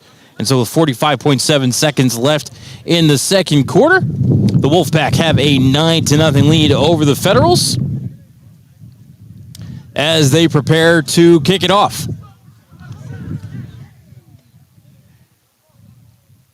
And, Matt, the goal-to-go sequence, you mentioned the secondary, but, you can only go to that well so many times before, good teams are going to cash in on you. Yeah, even a semi-good team will start to pick up on the same play situation. Ellis about to give it the boot. Bounces into the hands of Rodney Smith from about the 15-yard line, coming ahead to the 20. Looking for the right corner, tripped up just across the 25-yard line. 38 seconds left in the second quarter. 1st and 10 for the Federals. Federals need to play with urgency, try to get some points on the board. 38 seconds, it can be done. I just say, we have a situation again that you got somebody in that's playing that's usually not there. John Bruce out of JFK is the quarterback, number 4. Number 11, Miguel Burgess, is the one, that strike of lightning that, he really hurts teams with his speed. He's not in there right now. So for whatever reason, they started the clock before the ball was, snapped. They're going to put 38 seconds back on the clock. Yeah, well, they have somebody down there on the track that's running the clock. So I don't see how he has an issue why that's going on.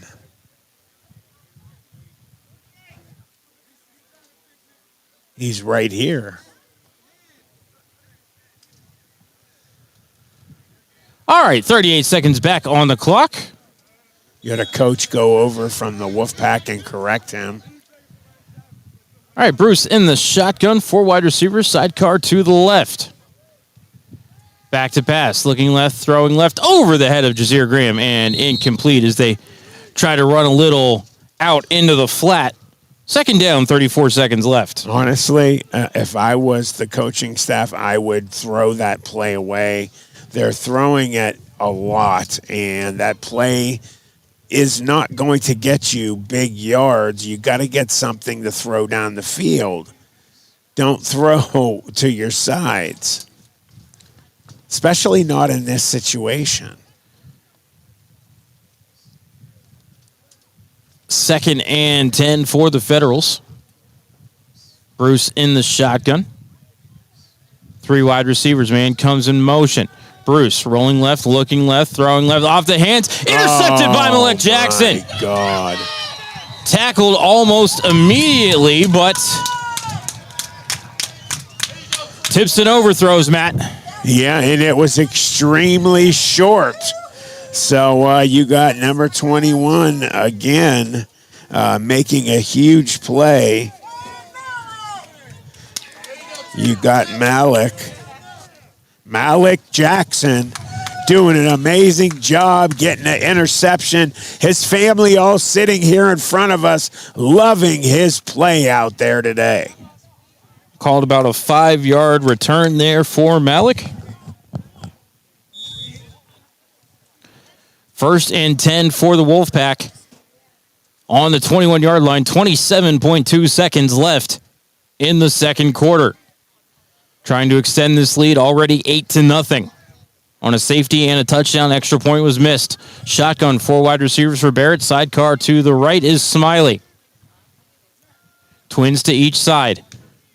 Barrett gets the snap, back to pass, looking left, steps out of pressure, dumps it short. Pass is caught, flag on the play, maybe roughing the passer.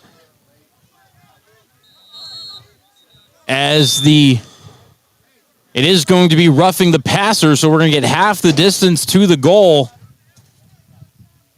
after the 6-yard completion. So it should be a first down around the 10-yard line, Matt. Yeah, it just, when it rains, it pours for the Feds, and right now it's pouring. That offensive line, again, for the Wolfpack, I have to point them out. I would say, would you say the biggest one we've seen all season? Absolutely. And like we said, a number of the offensive line came over to us while we were setting up. Over 1,000 pounds, half a ton. So, 1st and 10, ball at the 6. Moving second quarter clock. Barrick back to pass. Looking right, throwing right. Cross middle, incomplete. As Filey dropped the quick snap. I don't know if Coker got a hand on that or not. 7.5 seconds left in the quarter. If they could just keep them out, that's all they need. 1, maybe 2 plays at the most here, Matt. Yeah, don't give up the big play. Just keep them out, head to the locker room. Hell, I'm sorry, they don't usually go to the locker room. Maybe they will. I don't know the setup here, but just take your time to make some adjustments with the coaches and go out and just try and get some points on the board and win this game. Shotgun, 4 wide receivers, trips to the right. Barrett looking right, throwing right. Vance, corner of the end zone. Touchdown. Dragged the feet as Vance hauls in his second touchdown pass of the half. And they're having major trouble with Vance. You had 7.5 seconds left in the game. And again, the defensive backs for the Federals are just killing them right now. And Matt, credit where credit is due. Barrett threw an absolutely perfect pass, dropped a dime in a bucket right there to Vance along the sideline as Ellis is on for the extra point. Yeah, he's thrown some beautiful passes today.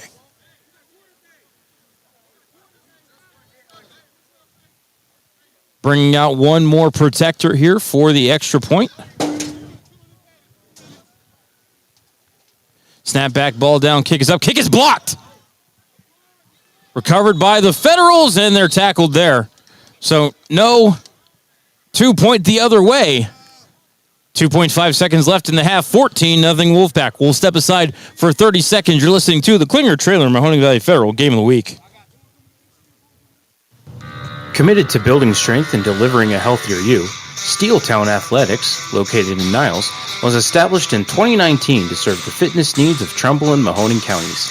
They offer cross-training, HIIT, spinning, open gym, and coach classes with certified trainers. Owners Bob Musali and Dennis Arrow invite you to schedule a visit or call 330-422-8755 for membership options. You can check out their website at www.steeltownathletics.com. Join today. Steeltown Athletics, built stronger.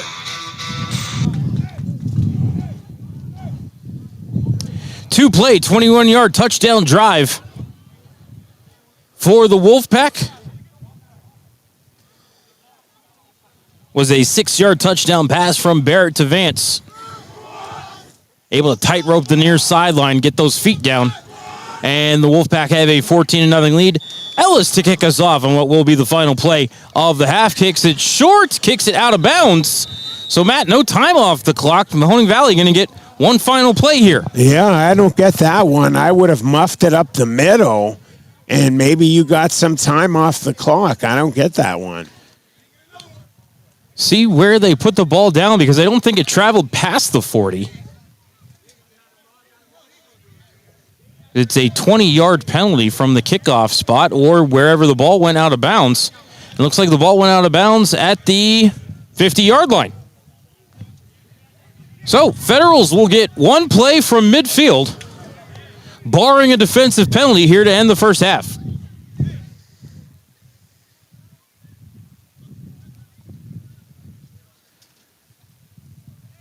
Federals just going to walk it off the sideline to the line of scrimmage.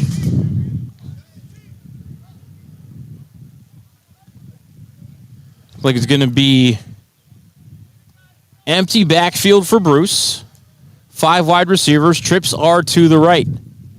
Got Walt Ali and Jazir Graham both here to the near side left. Bruce back to pass. And throw it short and intercepted by Jackson. Oh, no. He's at the 50, the 40, oh, boy. the 30, the 20. Hauled down inside the 10. Jackson, that was yards short of a pick six to end the first half. That was Freeman coming from behind like a rocket. Holy cow. He just showed some amazing speed, and it's not a surprise that he's the one that made the tackle. Malik Jackson, his second interception of the first half, falls just short of pay dirt. And at halftime, your scores, Stark County 14 and Mahoning Valley nothing. Going to step aside for a break. You've been listening to the Klinger Trailer Mahoning Valley Federals Game of the Week here on CityView Sportscast, part of the iMedia1 Network and SMP Sports. Do you feel there's more to reality than meets the eye? From Bigfoot and the paranormal to Atlantis and the Men in Black, there's so much we don't understand. Welcome to The In-Between, a YouTube channel for the strange and unexplained. I'm Carol Ann. Join me as we uncover evidence and tell the stories others won't. To find us, go to YouTube and search The In-Between Tales. The In-Between. Your adventure into the unknown starts here. Do you feel there's more to reality than meets the... Committed to building strength and delivering a healthier you, Steeltown Athletics, located in Niles, was established in 2019 to serve the fitness needs of Trumbull and Mahoning counties. They offer cross-training, HIIT, spinning, open gym, and coach classes with certified trainers. Owners Bob Musali and Dennis Arrow invite you to schedule a visit or call 330-422-8755 for membership options. You can check out their website at www.steeltownathletics.com. Join today. Steeltown Athletics, built stronger. Full Res Films is your go-to source for professional video production in Cleveland, Akron, and Youngstown. Call us at 216-201-9649. We specialize in promotional videos, television commercials, corporate training videos, music videos, live streamed events, drone video, and more. Call us today at 216-201-9649 or go to www.fullresfilms.com and book your free consultation.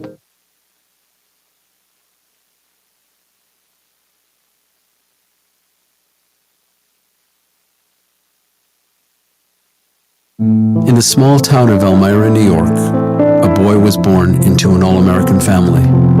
The odds of him achieving his dream in the fashion industry? Do you crave mysteries? Are you fascinated by the unexplained? Then summon your courage and plunge into the deep, dark abyss of what lurks beneath. A YouTube channel that dives into the unexplained, the supernatural, eyewitness reports, and more. The real question is, can you handle the truth? Simply search What Lurks Beneath on YouTube, if you think you're brave enough. From high school to the pros and everything in between, you're listening to CityView Sportscast, part of the iMedia1 network.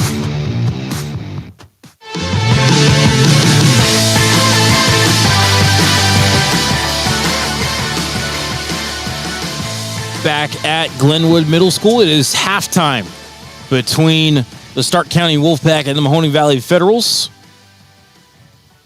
Wolfpack with the 14-0 lead. Let's take a look at the first half statistics. For John Bruce, 2 for 7 passing for 30 yards, 2 interceptions. As an offense, the Federals, 14 carries for 28 yards, 2 fumbles, 1 lost, averaging 1.8 yards a carry. Leading rusher Jazir Graham, 5 carries for 19 yards. Ryan Royster, the leading receiver, 1 catch for 30 yards. Walt Ali has 1 catch for no gain. Jazir Graham, 1 attempted, or I guess one pass toward him, but nothing yet caught. Let's see here. Barrett for the Wolfpack, 3 for 10 for 109 and 2 touchdowns. Longest play of the game, 94 yards. Pass to Filey was tackled at the 1-yard line. 11 rushing attempts, 27 yards for the Wolfpack. Leading rusher is Smiley, 5 carries for 14 yards. Treon Vance, 2 receiving touchdowns, 2 catches, 19 yards. So both of his catches so far have been 4 touchdowns for Treon Vance. Darwin Filey, 1 catch for 94 yards. And, of course, Matt, the big bugaboo, as always, is the turnovers. Turnovers are monsters, and they kill you. Any level, of course, you have turnovers. You're definitely going to put yourself in positions that you can't get out of. They have had drives on offense where they were in scoring position numerous times this year, and they turned the ball over.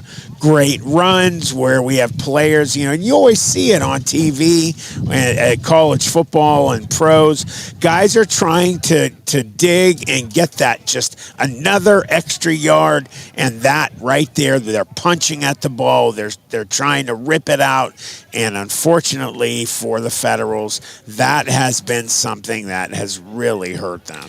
So for the Federals, 0 for 3 on third down, 0 for 4 on second down. Both of those fourth down attempts came on goal-to-go situations. So, Matt, it's not like the Feds haven't had their opportunities to score here in the first half. Stopped 3 times inside the 10-yard line, twice on downs, once with a fumble by John Bruce at the goal line.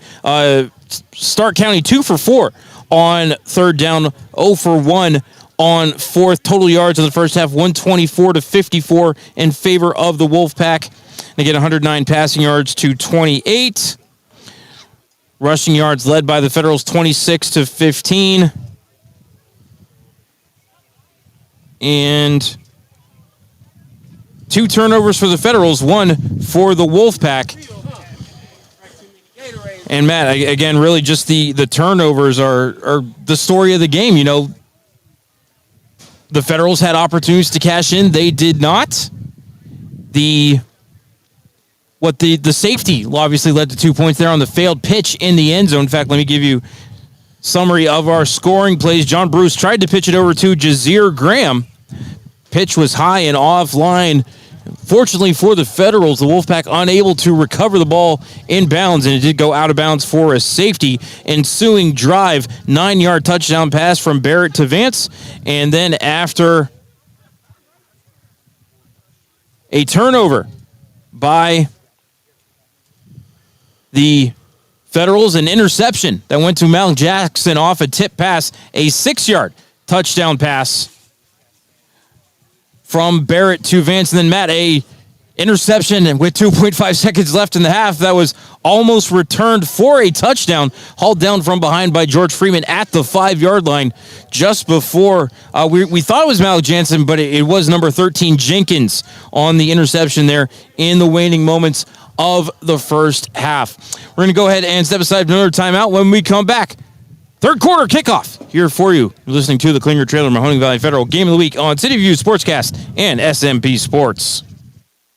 In the Valley, football is king, and the Mahoning Valley Federals are looking to build the 2024 roster with talent forged in this area to compete for a Tri-Point Football League championship. If you're 18 and older and looking to return to the gridiron, call General Manager John Galbraith at 330-540-1099 or visit the team on Facebook at Mahoning Valley Federals Developmental Football. The Mahoning Valley Federals, honoring the football tradition in the Valley. From high school to the pros and everything in between, you're listening to CityView Sportscast, part of the iMedia1 network.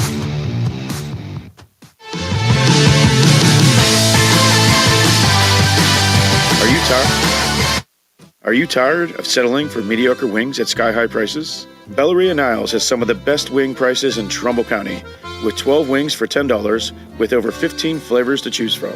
Mention this show, Just Football with Matt Emsch, with your order and receive a free cheese puff until January 31st. Belleria at 602 Robbins Avenue, Niles, Ohio. 330-544-FOOD. That's 330-544-FOOD. Belleria, we sell taste one bite at a time.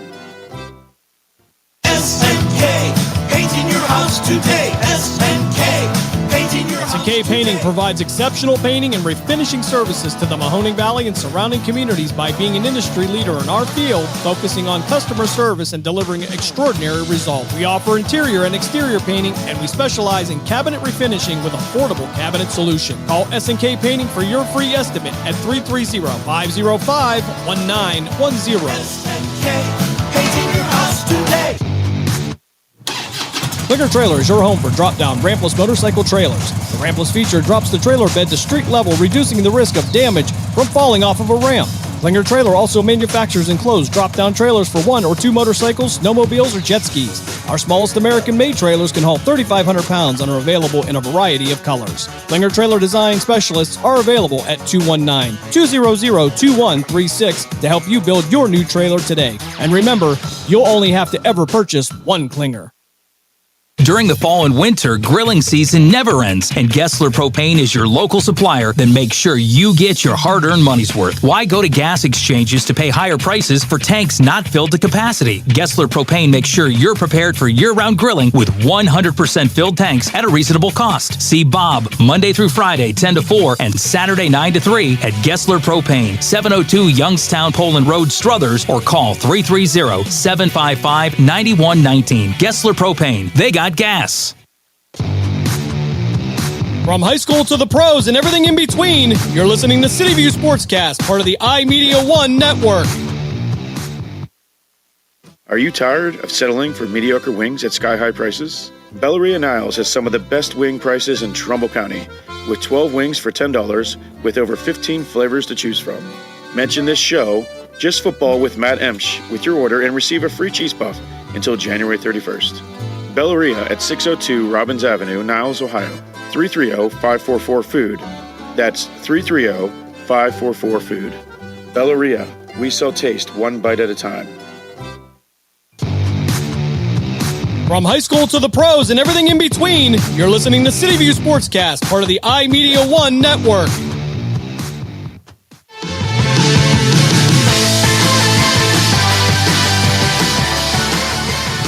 Brent DiMattia to bring us our second half kickoff as the Wolfpack will be receiving the second half kick. Already have a 14-0 lead. Matt Lipsack and Matt Emsch here with you on CityView Sportscast and SMP Sports.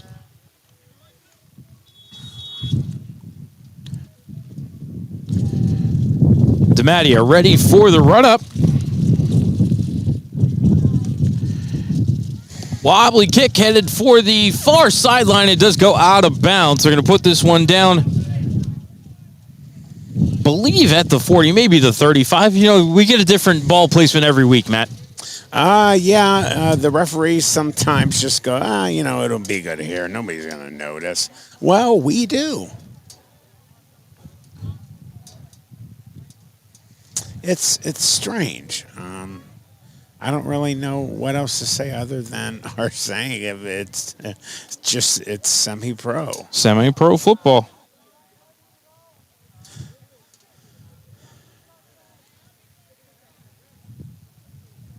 They're going to take the 5-yard penalty and re-kick it, Matt.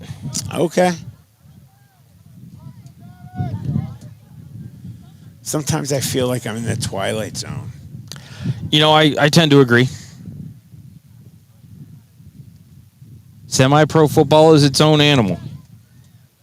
Hopefully they will improve. The Federals will improve.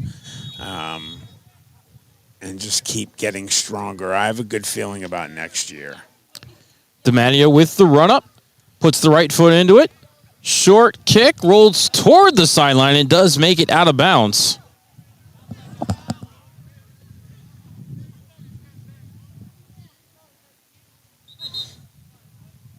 So we're going to take the 5, or are we going to put it down?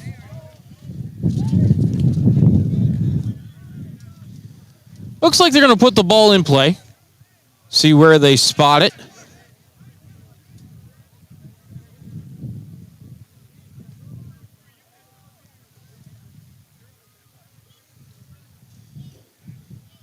Looks like they're going to put it down on the 40, Matt. 1st and 10 for the Wolfpack.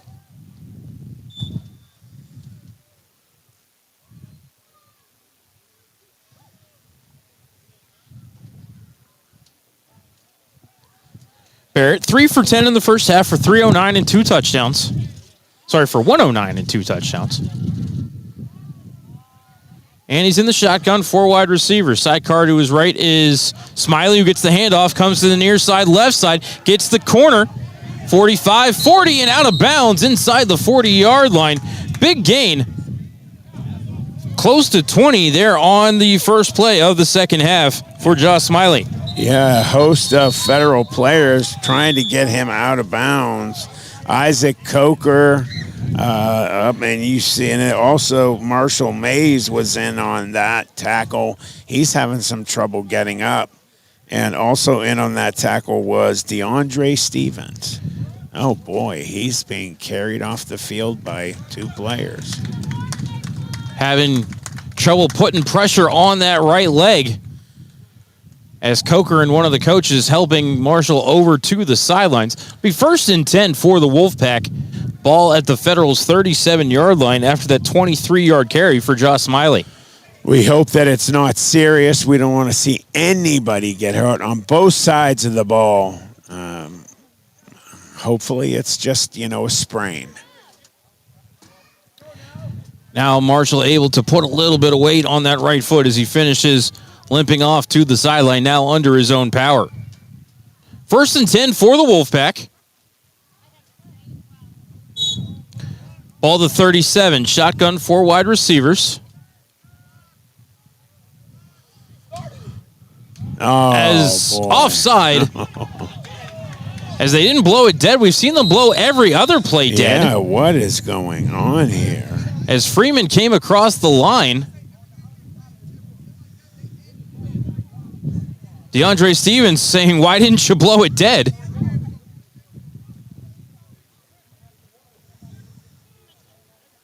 Barrett took it and ran around the left side, went out of bounds after a gain of 5, so I have to imagine they'll just take the penalty and make it 1st and 5.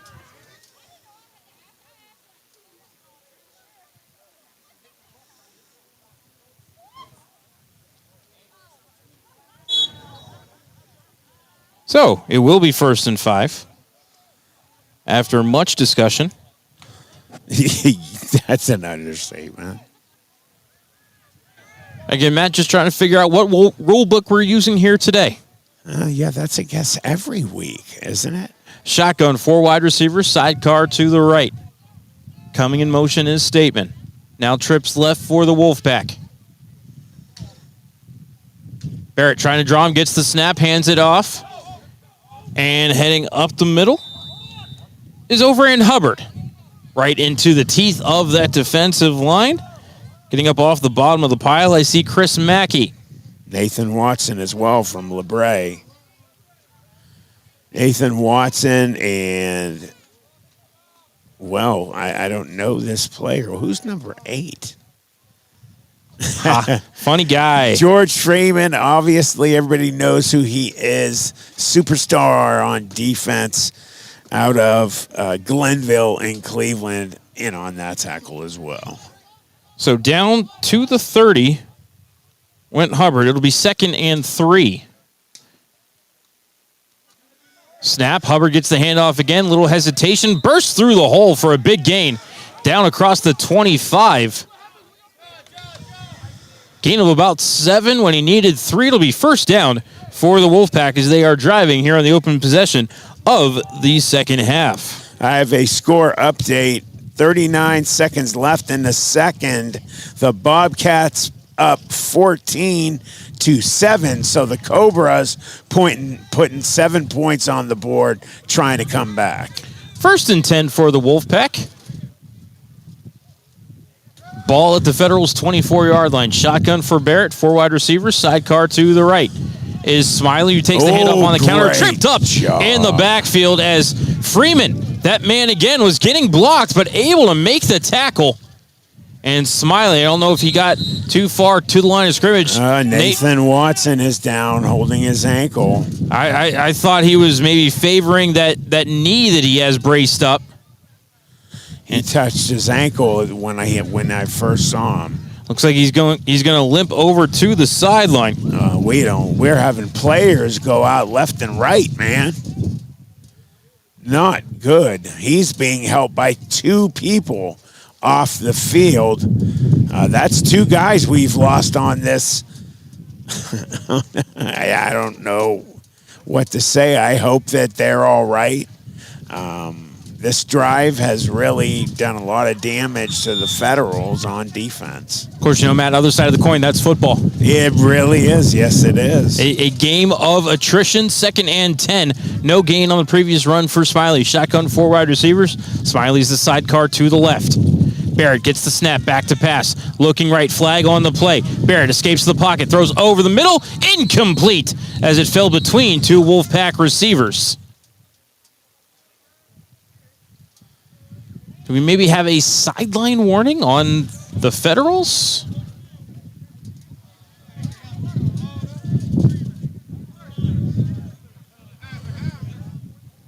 Dead ball, unsportsmanlike conduct on Mahoning Valley. That flag came as soon as the snap went off. Usually sideline warning, you'll get 1, but they're going to walk off this penalty, Matt. Yeah, they are, and that's not good for the Federals. Again, with their backs against the wall, what are they going to do on this down here, Matty? Are they going to be able to bend but not break, keep them out? You got 2 players who start on the sideline and their replacements in. They have to be a little nervous. So half this is the goal. Barrett drops the snap, picks it up, just puts his head down, and gets taken down at the 15-yard line.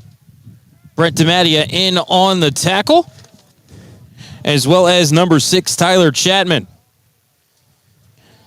As Barrett dropped the initial snap, did a great job to corral it, but a loss of 3. For the Wolfpack, it'll be 2nd and 13.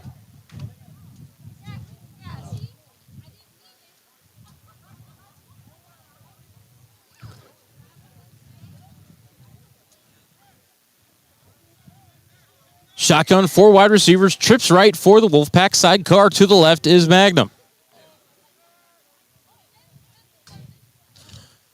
Fakes the handoff, now throws the bubble screen out to the right to Benison. It's hauled in. Nice Unable defense. to break a tackle. Walt Ali able to wrap him up just as soon as the catch is made. No gain, 3rd down. Great job by Walt Ali on defense. Just sniffing that out, making a great play. 2 in a row. Freeman and Ali playing excellent on defense.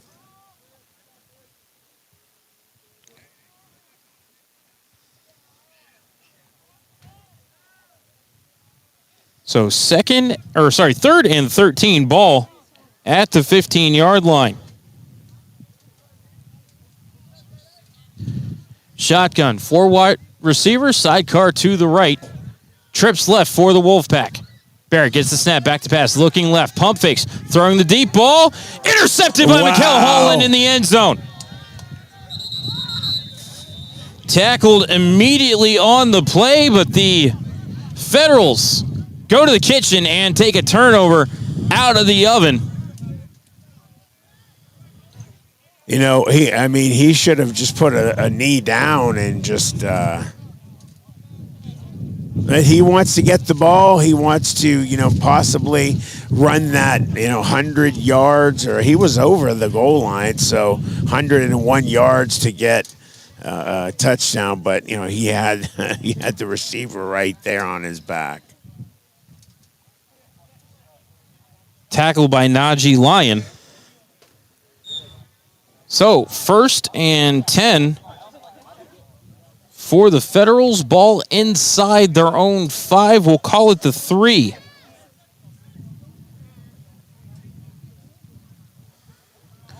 First interception of the day for Barrett. Second turnover as he had a fumble in the first quarter. Bruce in the shotgun. Sidecar to the left, 4 wide receivers. Snap is back, looking right, throwing right. Pass is at the feet of the intended receiver, John Calhoun, incomplete, 2nd down. He has got to get rid of that ball ultra fast. I would run a play, just try and throw it up the middle or run it up the middle. Drive your offensive line, the center and the 2 guards have been playing better. Move their stances down so they're touching feet and just drive through the middle. Get the ball up out of that scary zone they are in right now. So 2nd and 10, ball between the 2 and the 3. Shotgun trips left. Lone receiver to the right is Rodney Smith. Handoff to Jazir Graham, just able to escape the end zone. I think, Matt, maybe a face mask on the play as there are 3 flags on the field. And I think even the back judge saw that one. Yeah, that's going to really help the Federals. That's a great penalty, and they will definitely take that one. Personal foul, face mask is the indicator. And the Feds get a gift. As Jazir Graham was wrapped up at the line of scrimmage. Would have been 3rd and long, but instead it will be 1st and 10. See where they put this down, maybe at about the 15-yard line.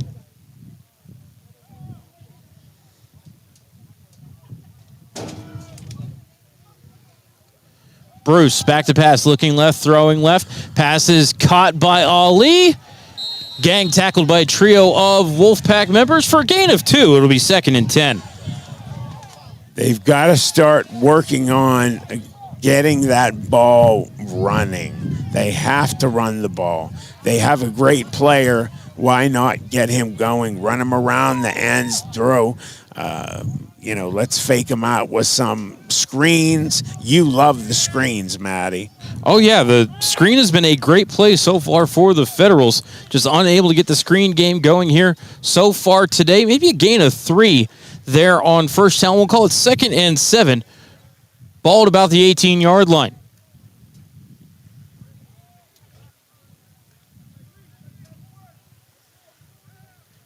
See, shotgun, 4 wide receivers, tight end close to the left, sidecar to the right is Graham. Bruce looking to pass, throws the little. Oh, man. Trying to throw a screen for Graham, but it was covered well by Malik Jackson, and it went incomplete, 3rd down. Malik Jackson has had an incredible game since the start. If I were to pick a player of the game for the Wolfpack, I would absolutely pick Malik Jackson. And I think the check is in the mail from the family here in the front row. Yeah, they're all big supporters of Malik. Matt, you trying to sell sponsorships while we're working here? Well, 3rd and 7. Ball at about the 18-yard line. Shotgun, 4 wide receivers, twins to each side. Coming in motion is Smith. Going to give it on a draw to Graham up the middle. Gets across the 20, maybe to about the 22 for a gain of 4, but they needed 7. It'll be 4th down. Unfortunate for the Feds that they are in that situation. They have the players. to do what they need to do. Again, I don't know why Miguel Burgess is not in there. Birth of his child. Oh, I'm sorry. Jeez, oh, man. I announced it. I apologize, Miguel. Congratulations again. Hey, I'm going to use it. It's the truth. I was in the hospital for 3 days. My mind is a little bleh. So it will be Jazir Graham to punt it away for us. Graham on his first punt, 49 yards. A lot of that might have been bounce, however, for Graham. Good snap, no pressure, and the kick is away. A low line drive, bounces at the 35, bounces over the head of the returner, rolls inside the 20, and coming ahead is DeAndre Black as a vicious block by the Wolfpack. There's a flag on that play as Black spins out of a tackle, gets out to the 30-yard line, but there's a penalty on that one, boy. Penalty inside the 20-yard line for big crackback block on number 27. For the Feds. Who is that, Matty? I'm on the wrong screen on my iPad. Hang on. Number 27. I don't see it. Oh, I apologize. I don't have that on the roster. Let's see here. This is where it was tackled. Add a penalty.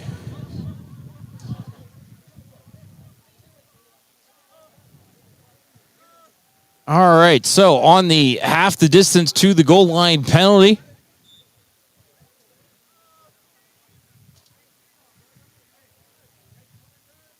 Looks like they're going to put this in play at about the 4-yard line.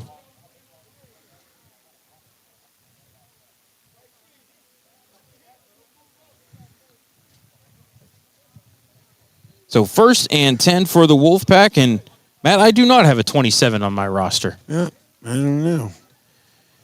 Shotgun for Barrett. Sidecar is Hubbard. 4 wide receivers. Snap is back. Barrett back to pass. Looking deep across the middle. Has his man complete. Out across the 20, out near the 30-yard line, hauling that in. Najee Lyon on the big play for the Wolfpack to get them out of the shadow of their own goalposts. That's a great play. As we've talked about, the weakness, unfortunately, of the Federals. They're hitting them by those DBs, getting big chunks of yard on this drive. Call it out to the 27. So gain of 23, 1st and 10 for the Wolfpack.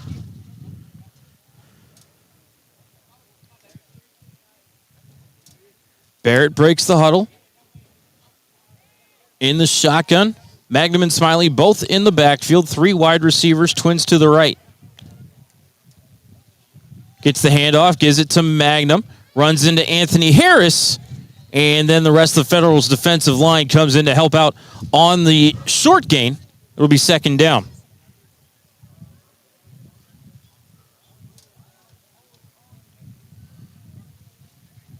Call it a gain of 2 out to the 29-yard line.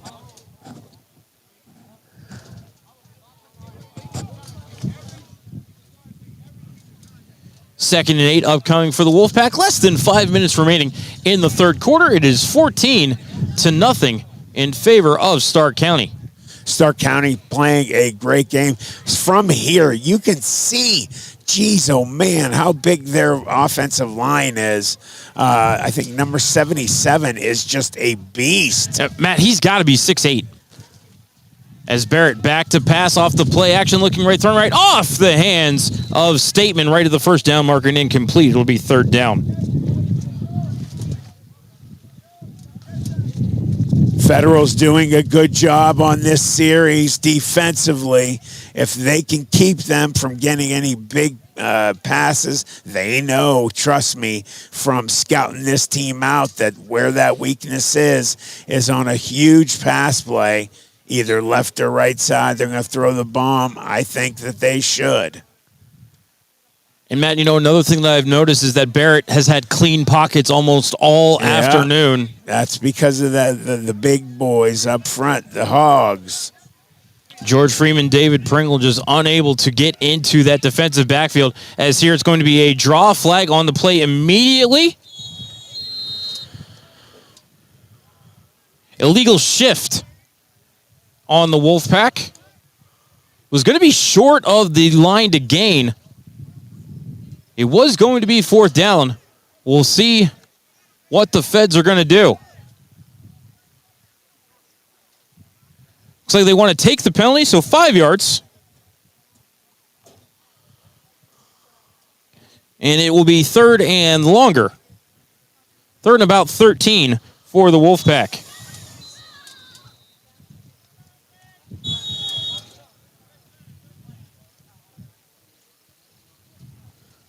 I have a new score from Dave Ferris. Thanks, brother. The Bobcats 21, the Cobras 7 at halftime. Injured Federal on the play. Looks like Tyler Chapman down on a knee. We'll go ahead and step aside for 30 seconds. You're listening to the Klinger Trailer Mahoning Valley Federal Game of the Week here on CityView Sportscast and SMP Sports. In the Valley, football is king, and the Mahoning Valley Federals are looking to build the 2024 roster with talent forged in this area to compete for a Tri-Point Football League championship. If you're 18 and older and looking to return to the gridiron, call General Manager John Galbraith at 330-540-1099 or visit the team on Facebook at Mahoning Valley Federals Developmental Football. The Mahoning Valley Federals, honoring the football tradition in the Valley. From high school to the pros and everything in between, you're listening to CityView Sportscast, part of the iMedia1 network.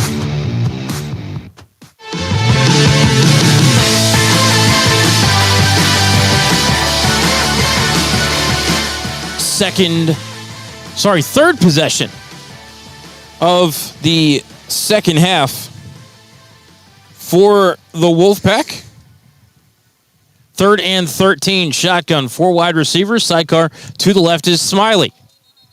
As George Freeman steps offside, Barrett's been working that clap on a silent hard count to try to get the Federals to jump offside, and so Wolfpack get the penalty yardage right back. It'll be 3rd and 8. Yeah, great job by the Feds moving them back. That's the way you do it, baby.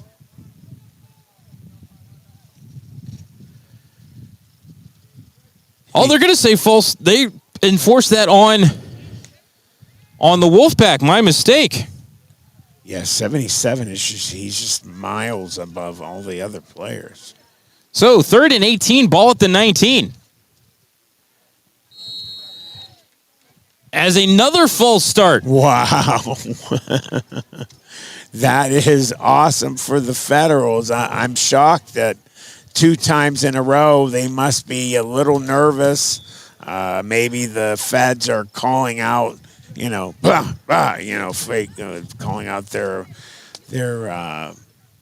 Remember, last week at home, the Federals got a penalty for that, defensive delay of game. They're throwing their cadence at them. They were trying to confuse the offensive linemen, make them jump or move, and it's happening right here. So 3 straight penalties on the Wolfpack. It is 3rd and 23, ball back at the 14-yard line. Barrett in the shotgun, 4 wide receivers. Sidecar to the left is Smiley.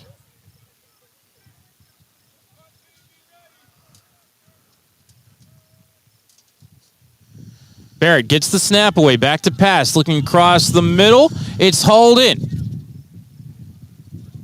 Getting up near the first down marker, but I think maybe just a little bit short. Might have actually been Josh Smiley. It will be 4th down as the ball got out to, looks like about the 34-yard line. So gain of 20. We'll call it gain of 19 and 4th and 4. Thank our sponsors real quick. Klinger Trailer, our title sponsor. S&K Painting, Shining Stars, Dancing Baton, What Lurks Beneath, Belleria Pizza, Gessler Propane. Listen to SMP Sports on Facebook and YouTube, and Sheila Mathers Photography. They're not our sponsors, but they're Going for it on fourth down are the Wolfpack. Shotgun, 4 wide receivers. Barrett maybe just trying to draw him offside here. He does take the snap, back to pass, looking left, throwing left, hold in by Vance. Had a knee down, but I think he got the first down. Let's see, he did. Wow. Hey, that's a good job by the Wolfpack. They're looking at where they need to go. He was right on the line. He ran for that spot and definitely did a great job catching that ball. Well, Matt, I think he needed 4, and I think he got 8 out to the 41-yard line.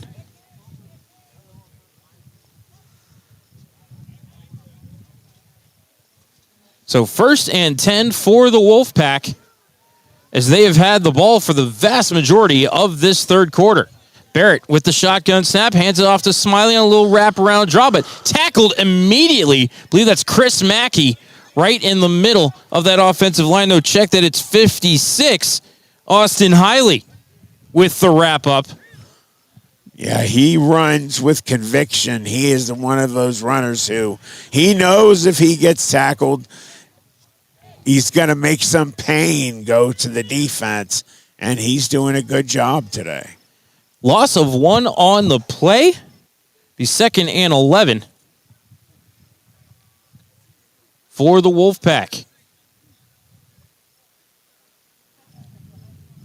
Shotgun, 4 wide receivers. Sidecar to the left is Magnum.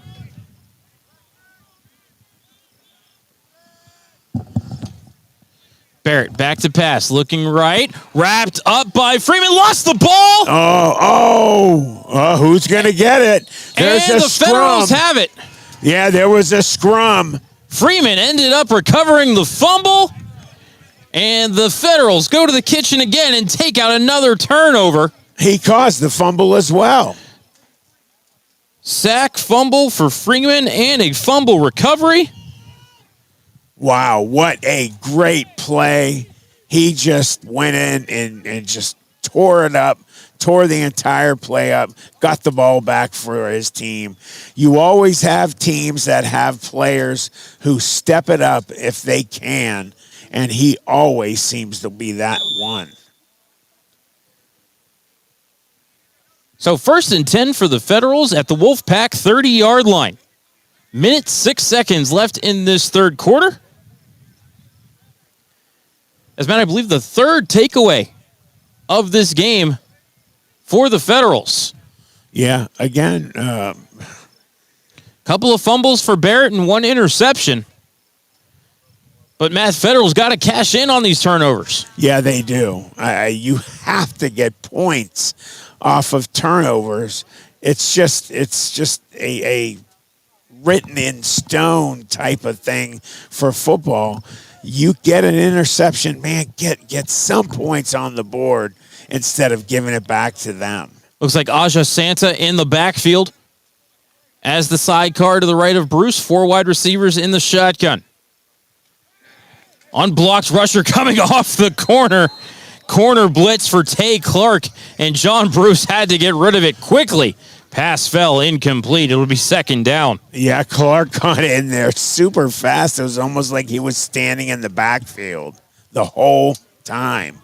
He flew in there. It was like he transported. He was so quick. So 2nd and 10. John Bruce probably counting himself lucky. His head's still on his shoulders on that one. A vicious corner blitz by Tay Clark.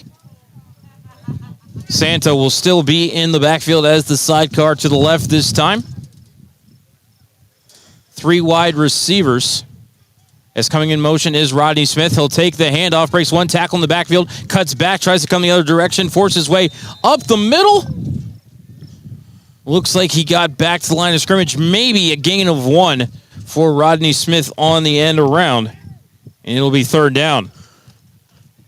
The defense has to step it up. This is when all teams against the Feds, they go up high on them right now, Matt. Every single team on 3rd down shoots for the end zone.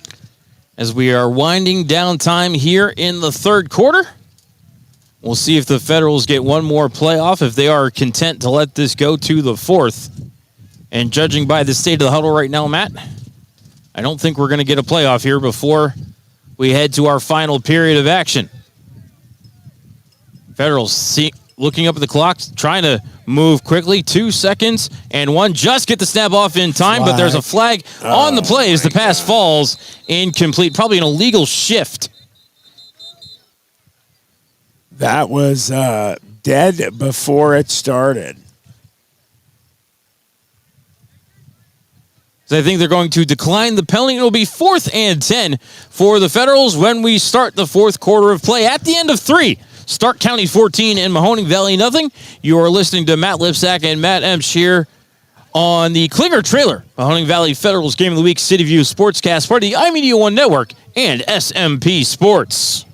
During the fall and winter, grilling season never ends, and Gessler Propane is your local supplier that makes sure you get your hard-earned money's worth. Why go to gas exchanges to pay higher prices for tanks not filled to capacity? Gessler Propane makes sure you're prepared for year-round grilling with 100% filled tanks at a reasonable cost. See Bob Monday through Friday, 10 to 4, and Saturday, 9 to 3 at Gessler Propane, 702 Youngstown Poland Road, Struthers, or call 330-755-9119. Gessler Propane. They got gas. From high school to the pros and everything in between, you're listening to CityView Sportscast, part of the iMedia1 Network.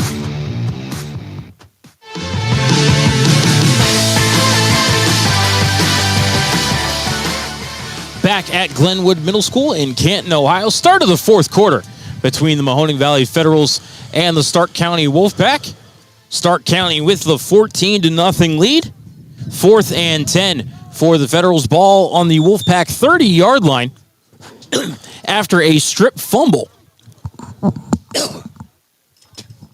by George Freeman on the previous Wolfpack possession, but so far the Federals unable to get a single yard after that turnover. And right now they need 10. You know, that's a shame. Whenever a team gets a turnover, you got to try to get at least some points out of that. And that is a good job by the defending team. Shotgun, 5 wide receivers, empty backfield for Bruce.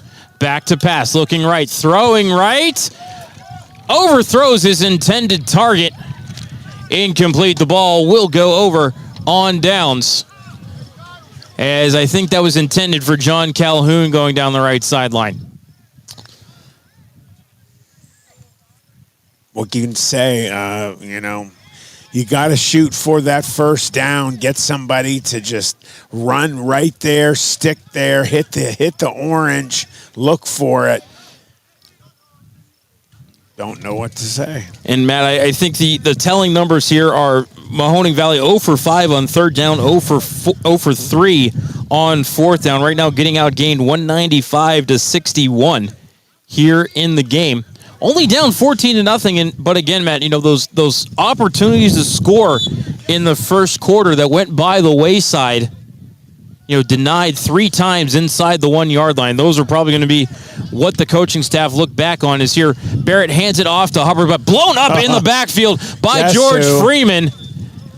Yeah, George Freeman, and he had a little help by DeAndre Stevens.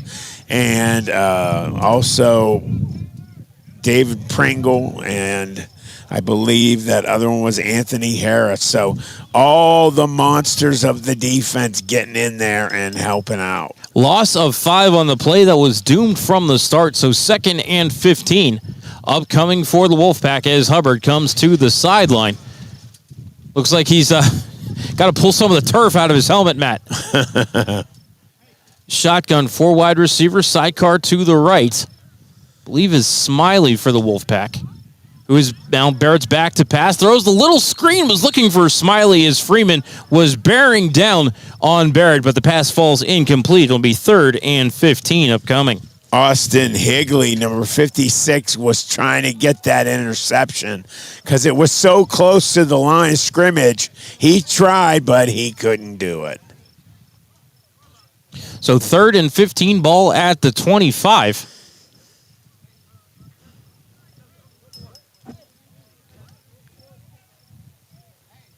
Two for 6 on third down are the Wolfpack so far this afternoon. As we are approaching the 7 o'clock hour here in Canton. Shotgun, 4 wide receivers. Sidecar to the right is Smiley.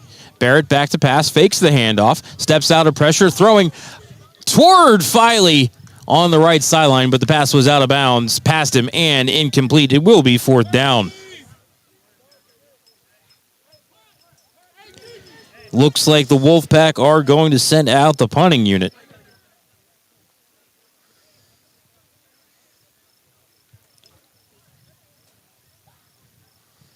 As the officials tell them to wind the clock, here's 2 minutes have already ticked off this 4th quarter.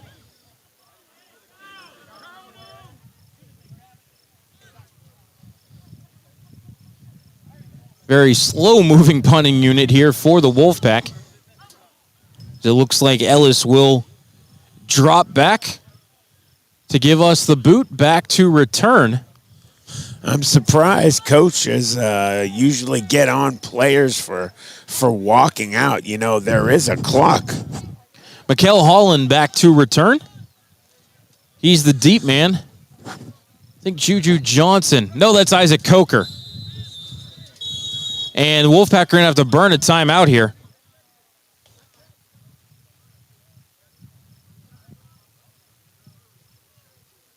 We'll go ahead and take it with them. Back in 30 seconds, you're listening to the Klinger Trailer Mahoning Valley Federals Game of the Week on CityView Sportscast and SMP Sports.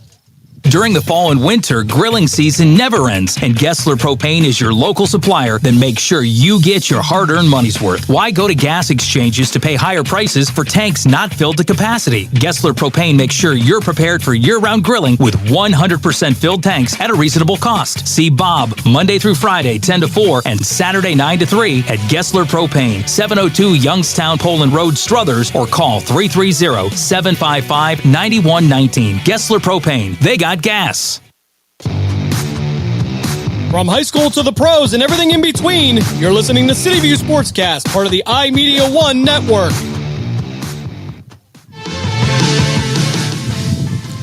All right, Wolfpack to punt on 4th and 15. Ellis gets the snap. It's a good snap as leaping attempt to block it by Freeman. Punt bounces at the 42 and rolls out of bounds near the 30. I'm going to tell you what, he got some jumping ability. Wow, he got some vert. He almost blocked it. Freeman with the elevation there. He showed some great vertical. Oh, wow. I'm sure if he was in a program like the pros or something, wow, they measure that stuff, they go nuts. Looks like the ball went out of bounds at the 35-yard line, and that is where the Federals will put it in play on their own side of the field. 1st and 10, 12:30 left in the 4th quarter. You know, the refs are doing a decent job today. I mean, at least we maybe know what rule book we're playing out of this week. Shotgun for Bruce, empty back. No, not empty backfield. It's going to be a handoff to Jazir Graham, trying to bounce it to the outside, but quickly all over him are the defensive backs of the Wolfpack in there on the tackle. Number 11, Aaron Culbertson. Loss on the play. There were a number of others. I think Albert Williams was in on that play as well.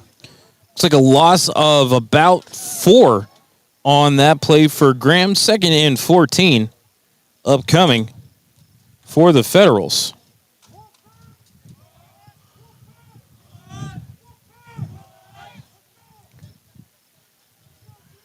Shotgun for Bruce. Sidecar to the left is Graham.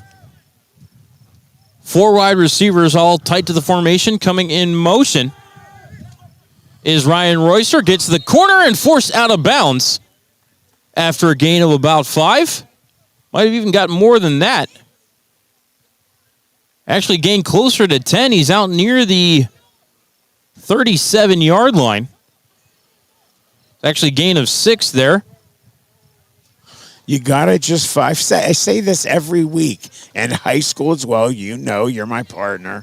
You got to focus on that 10-yard bubble that you're in. You get a new fresh set of downs, you're good. We'll call it third and maybe a short 6, maybe about 5. Ball near the 40. Just that it looks like the line markers have been kicked around a little bit on the far sideline here through the course of the game. Shotgun 4 wide receivers. Ali comes in motion. Bruce has to keep it himself as the timing was thrown off with the high snap. Looked like Bruce got back to the line of scrimmage, but no further. It will be 4th down. That was a big hit by number 99. Maddie, help me out here. I've got 99, Chris Lewis. Chris Lewis, number 99, had a great hit. I believe he is the nose tackle for them. And trailing by 2 touchdowns in the 4th quarter, Federals are going to go for it. Empty backfield for Bruce. 5 wide receivers. Twins to the left are Smith and Ali. Trips to the right. Got all their passing. Bruce back to pass, looking right, throwing right, passes in. Oh, dropped by Jenkins. Incomplete, intended for Jazir Graham. But regardless, it will be a turnover on downs as Jenkins jumped that route looking for his 2nd interception of the game.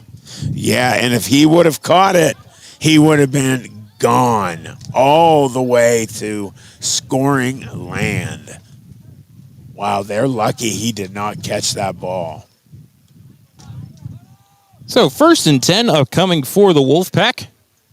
Ball at the Federals' 40-yard line.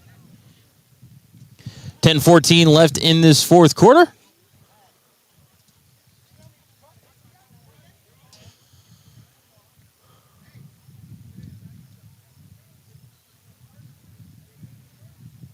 Wolfpack taking their time in the huddle.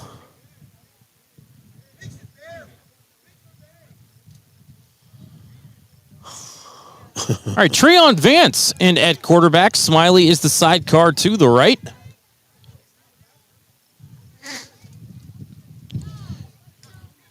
Vance, play action, rolling to the left, rolls into trouble, and is taken down for the sack. DeAndre Stevens hauls him down for the loss. DeAndre has had a great game. He has been around the ball so many times I've lost count. He's just been a magnet today. Just like number 8, Freeman, they both are getting to the ball right then, right now. I love it. Looks like a 5-yard loss on the play.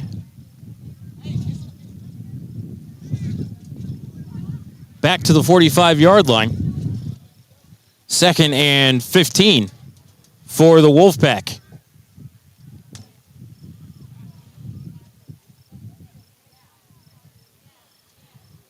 Vance still at quarterback. Hands it off to Magnum up the middle. Gets back to the line of scrimmage, but no further. Hiley got him high. Freeman got him low. Check that. Pringle got him low. They team up for that tackle for no gain. It'll be 3rd and 15.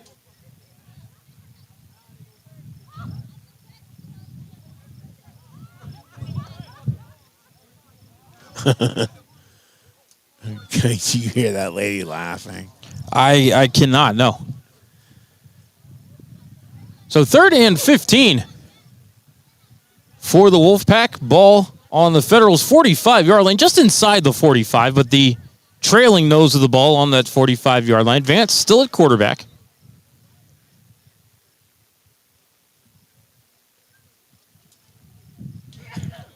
Vance gets the snap. Looking right, rolling out of the pocket, breaks one tackle, lobs one downfield, knocked out of bounds by Marshall Mays, and incomplete. It'll be 4th down. Great job by Mays getting up there high and smacking that ball. Smack it, baby. Get that ball down on the ground. That's all that matters. 4th and 15 upcoming.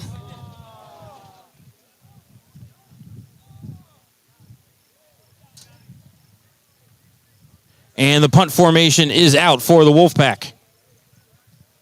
8:25 left in the 4th quarter. Wolfpack lead by 14.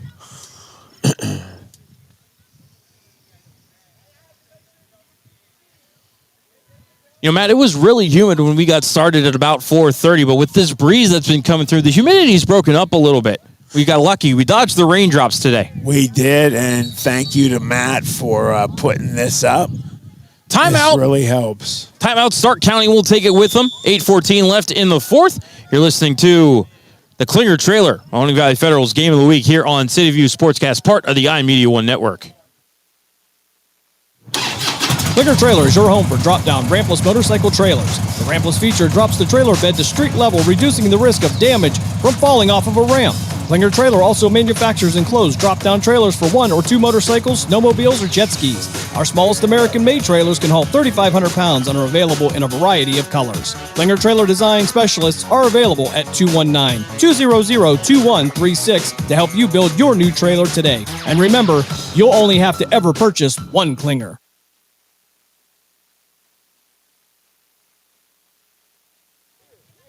Back at Glenwood Middle School, 8:13 left in the fourth quarter.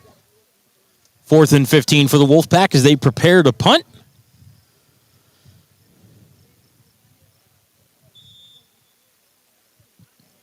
Mikhail Holland back near the goal line, ready to receive this punt from Xavier Ellis. Ellis, high and short. Bounces off of a Wolfpack player. That was Dickinson.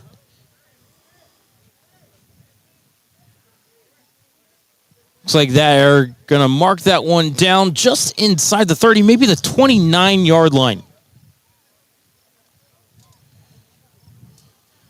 Defense playing really well right now. They kept them out of the end zone. That's all that matters. Now, if they can just get some points on the board after this, that would be huge.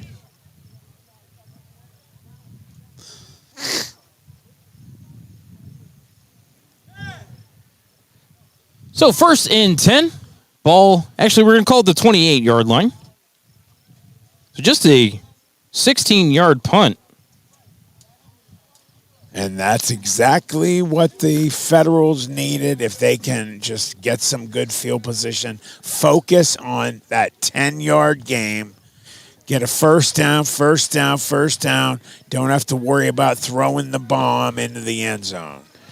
Bruce in the shotgun. 4 wide receivers, twins each side, tight the formation. He's going to hand it off to Jazir Graham. Trying to get around the right side, unable to do so. In on the tackle, Rico Andrews Jr. Looks like a loss on the play for the Federals.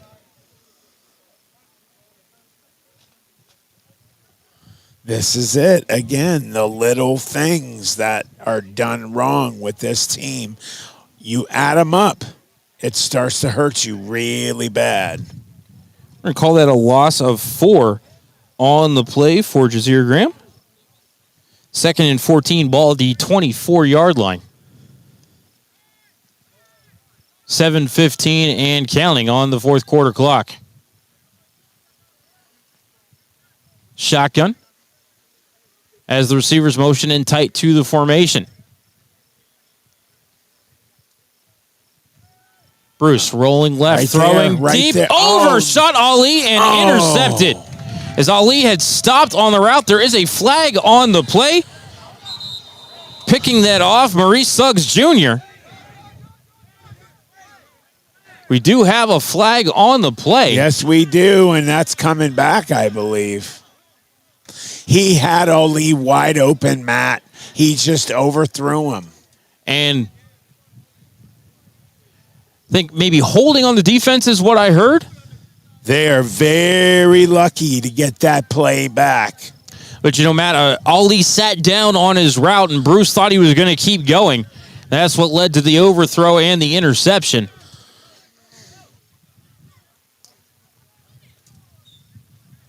As it looks like they're putting this down at the 35-yard line. I just think that, you know, he's not comfortable at the moment at quarterback. He got through in there because of, you know, just other players getting, you know, away from the game today. You have Miguel Burgess getting his baby. As On the handoff, Jazir Graham. Back to the line of scrimmage and no further. 2nd and 10 upcoming. You're going to have to throw the ball against this team.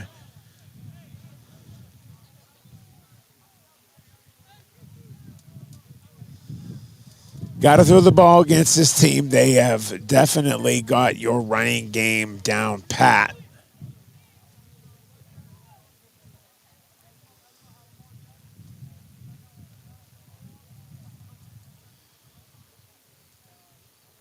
They better be watching. Let's go, guys. Get up to the line of scrimmage.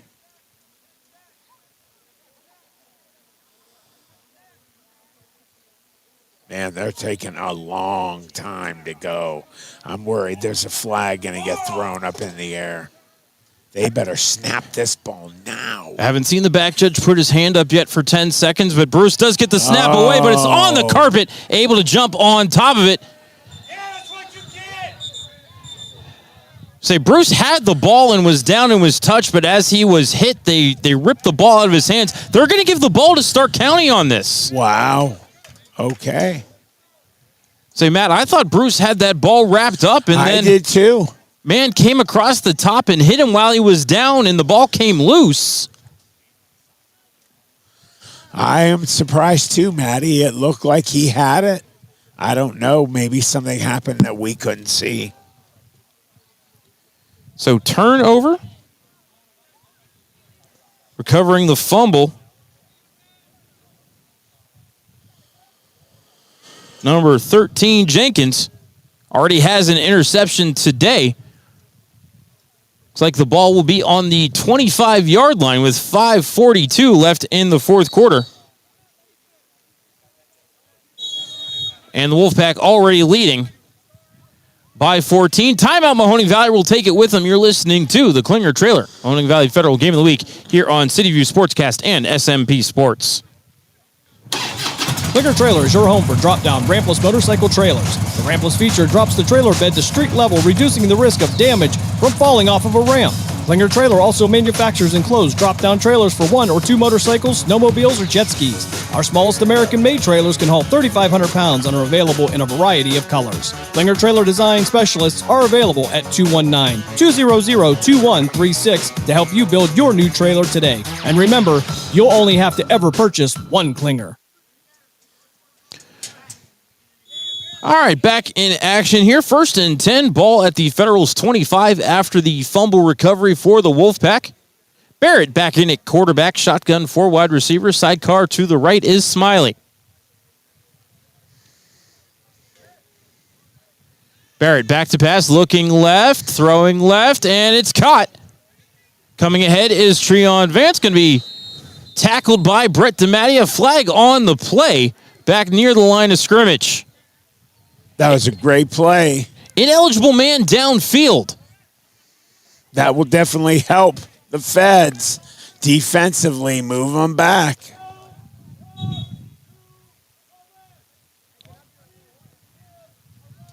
So off the 5-yard penalty, 1st and 15 upcoming. We're going to bring this one back to the 30-yard line.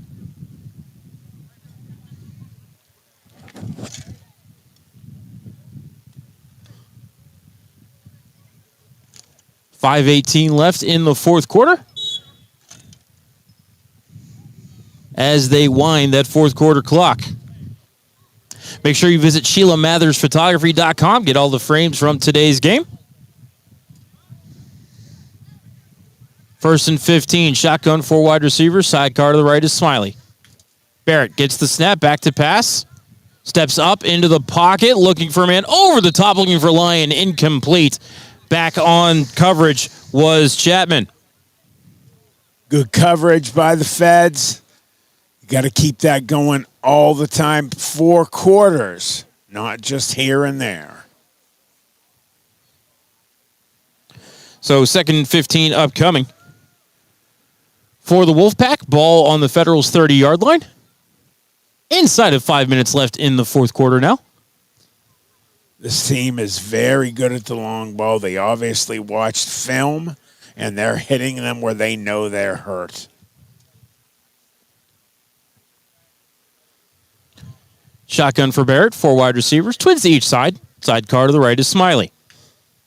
Gets the snap, back to pass. Little shovel pass ahead to Smiley right in the middle of the offensive line is complete. Oh. As he reached that football out, Harris almost knocked it loose. But it looks like it's going to be a gain of 10 to the 20-yard line. It'll be third down. Yeah, he definitely almost knocked it loose, and he got hit at the end of that play, and his brain may be a little loose right now.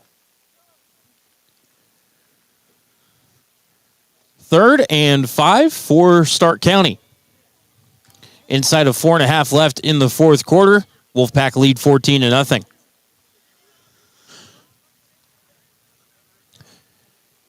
Shotgun, 4 wide receivers, twins to each side. Barrett, back to pass, looking right, throwing right, off the hands of Anthony Harris and incomplete. It'll be fourth down. Oh, man, he almost had a pick six. No one would have touched Anthony Harris. Wow, he's dying right now.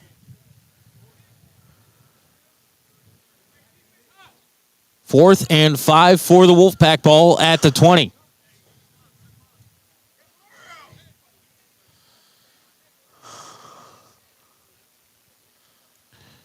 Stark County breaks the huddle. 4 wide receivers, trips right, sidecar to the left is Smiley.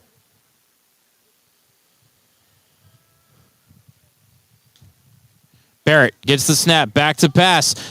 Nice. Wrapped up in the backfield, gets out of the pressure, then Pringle knocks the ball loose from behind. It's on the carpet, recovered by Stark County, but that was fourth down, and the Federals will take over on downs. That was a great play by the defense of the Federals. 2 times making big hits and plays. And is that Freeman or Pringle right That was there? Pringle. That's Pringle had a great play. He almost got the turnover, but as you said, turnover on downs, they get the ball back anyway. Looking to see where they're going to spot this.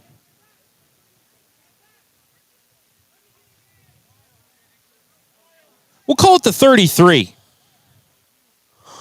So big loss on the play.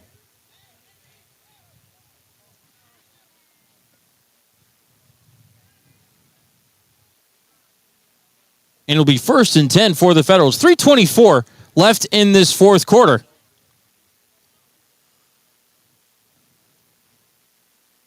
And the Federals need a couple of big plays if they want to get back into this one.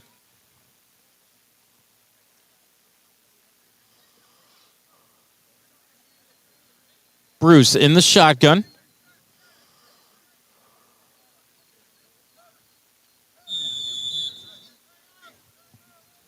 Timeout, Mahoney Valley are having trouble getting lined up. We'll take it with them. 3:24 left in the fourth, 14-0 Stark County.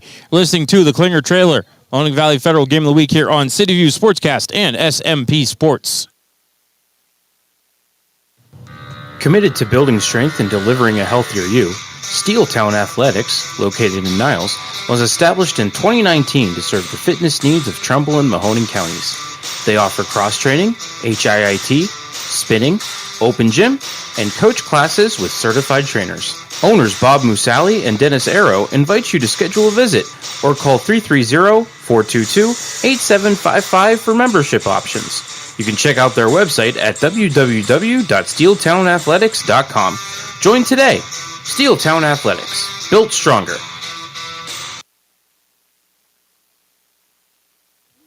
Back at Glenwood Middle School. Don't know why the clock is moving when Mahoning Valley just called timeout, but 3 minutes left in the fourth quarter, and the Federals trail by 14. Bruce in the shotgun. Ollie goes in motion left to right. Bruce back to pass, looking right, throwing right on the screen. It's hauled in by Harris on a little tight end bubble. Ball came loose at the end. They are saying Harris was down. It looks like a loss on the play back to the 30. It'll be second down. Yeah, not a good job there. Losing a couple yards. It's not what you want to see at the end of the game. The clock is moving. They're milking it. They're trying to get it done. You got to be urgent Run to the line of scrimmage. Don't play around. Don't walk. I mean, they're doing it right now to the huddle. Look at the clock, guys. Hurry up. 2:10 and moving on this fourth quarter clock as the Federals trail by a pair of touchdowns. Do they think the refs don't have, did they tell them that they're not going to watch the clock for delay? Federals break the huddle, slowly to the line of scrimmage. Shotgun for Bruce. Pair of sidecars in the backfield. Coming in motion is Walt Ali coming back to the near side now. And there's the handoff to Aja Santa, but he gets tackled in the backfield. Be a loss on the play for the Federals. Yeah, he was there quick. Great job on that defensive play. And I think that was that man again. Matt, I'm pretty sure that was Malik Jackson in on the tackle. Malik Jackson has just been absolutely lights out all game. He's around the ball every single play. I mean, we've called his name probably 50 times today. We'll call it a loss of 4 for Santa. 3rd and 17, ball back around the 26-yard line. So we are inside a minute left here in the fourth quarter.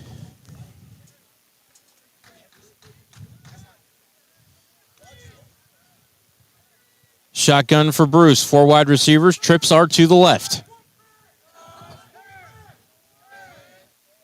Moves Graham over to the right for a blocker. Pass over to the side, looking for Ali.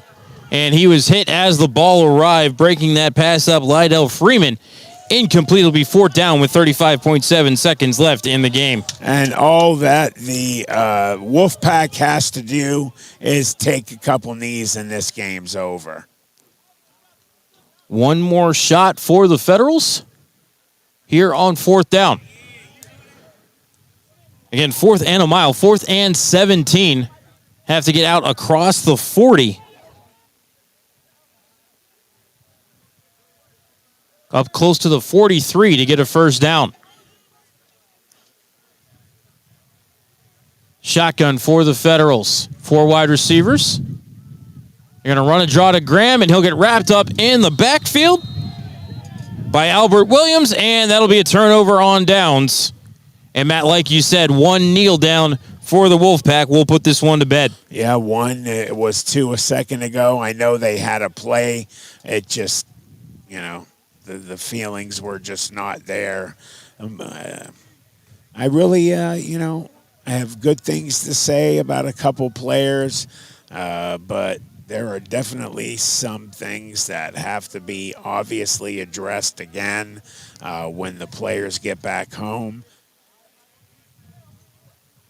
These players are playing hard, though. You know what I mean? They might not go away today with a win, but I have mucho respect for every single player on that team that plays and bloodies and sweats. They're trying hard, man. Barrett under center, trying to get everybody lined up.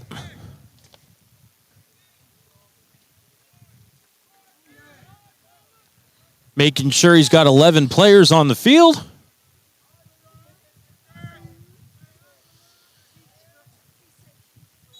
Barrett with the kneel down, and that will do it.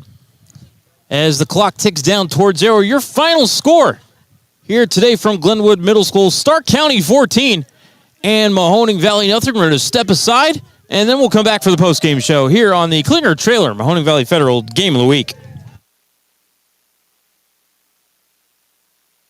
Full Res Films is your go-to source for professional video production in Cleveland, Akron, and Youngstown. Call us at 216-201-9649. We specialize in promotional videos, television commercials, corporate training videos, music videos, live streamed events, drone video, and more. Call us today at 216-201-9649 or go to www.fullresfilms.com and book your free consultation.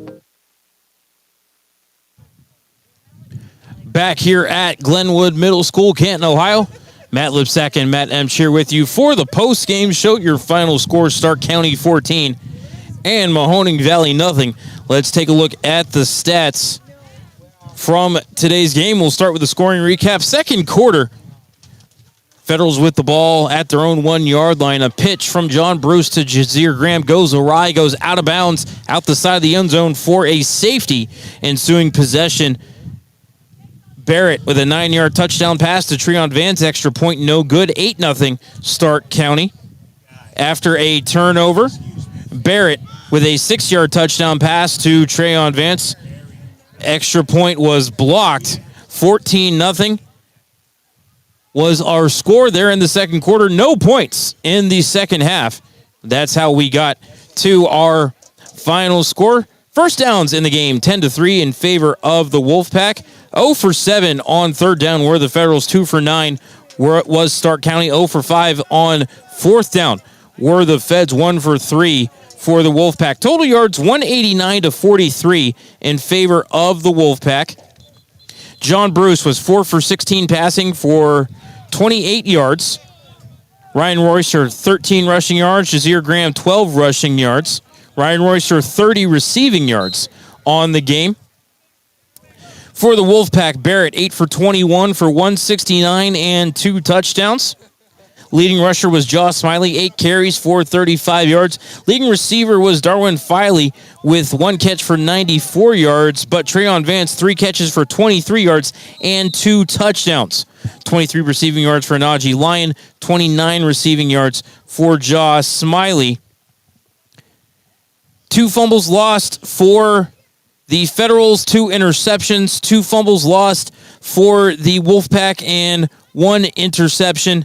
And Matt, really kind of the turnovers and just the inability of the Federals offense to execute on goal-to-go situations, really the difference in this game. Yeah, unfortunately, the turnover monster, it was a bug at first, has turned into a big old monster, and they just can't keep their players from fumbling. You know, you have players that are running really hard. They're trying hard. They're trying to give that extra 1 yard, 2 yards. But every team comes in and they strip. They know that this team is used to losing balls. So there's something that they're going to address really bad.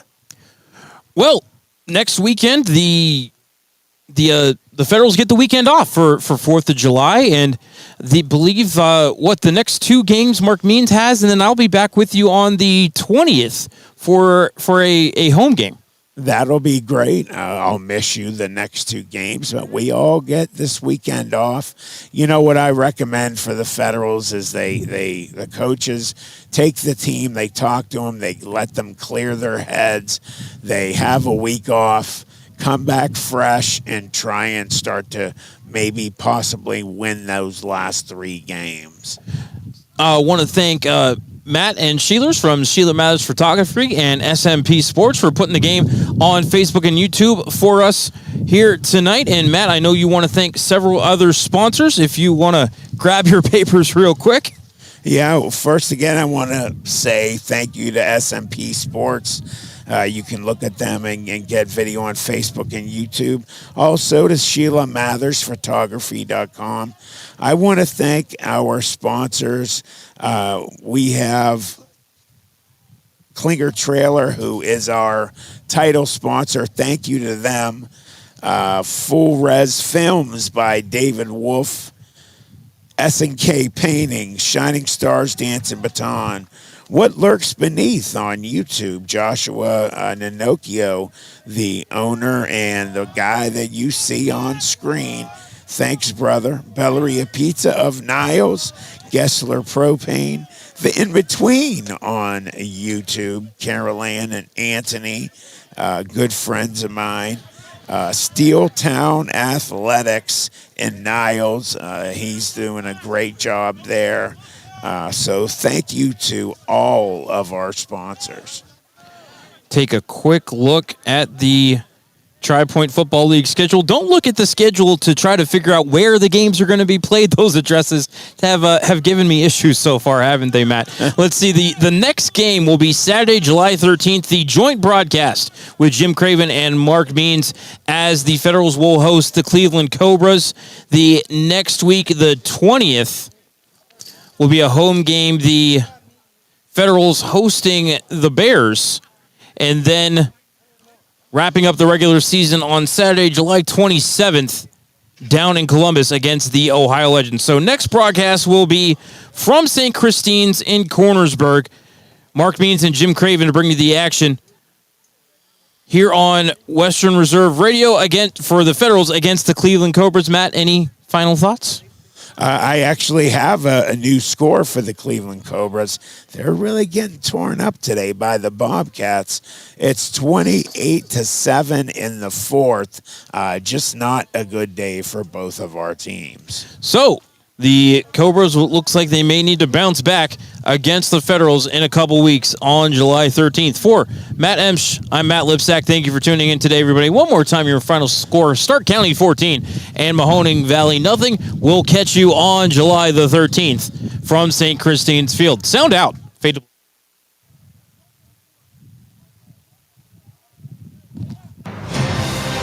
We thank you for joining us for this special presentation of the iMedia1 Network, and we now return you to your regularly scheduled programming.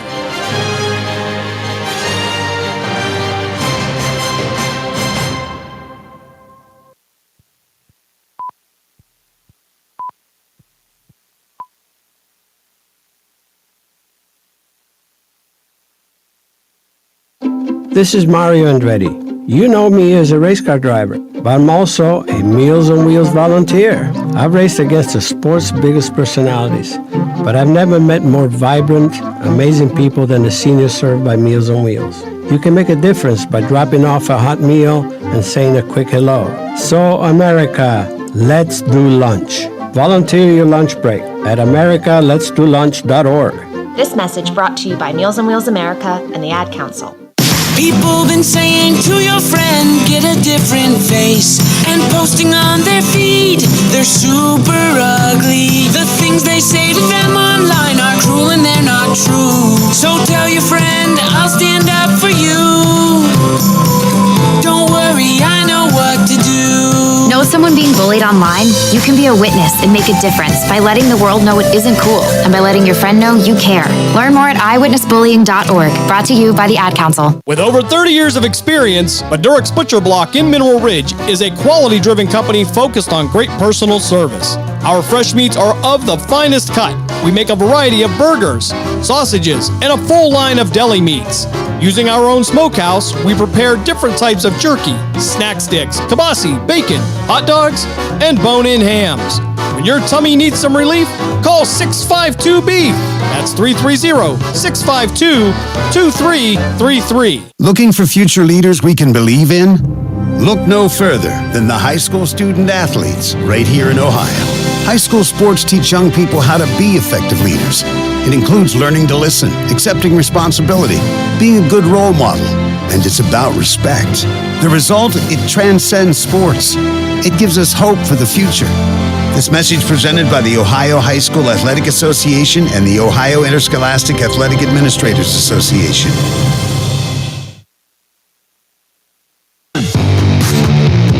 From high school to the pros and everything in between, you're listening to CityView Sportscast, part of the iMedia1 Network.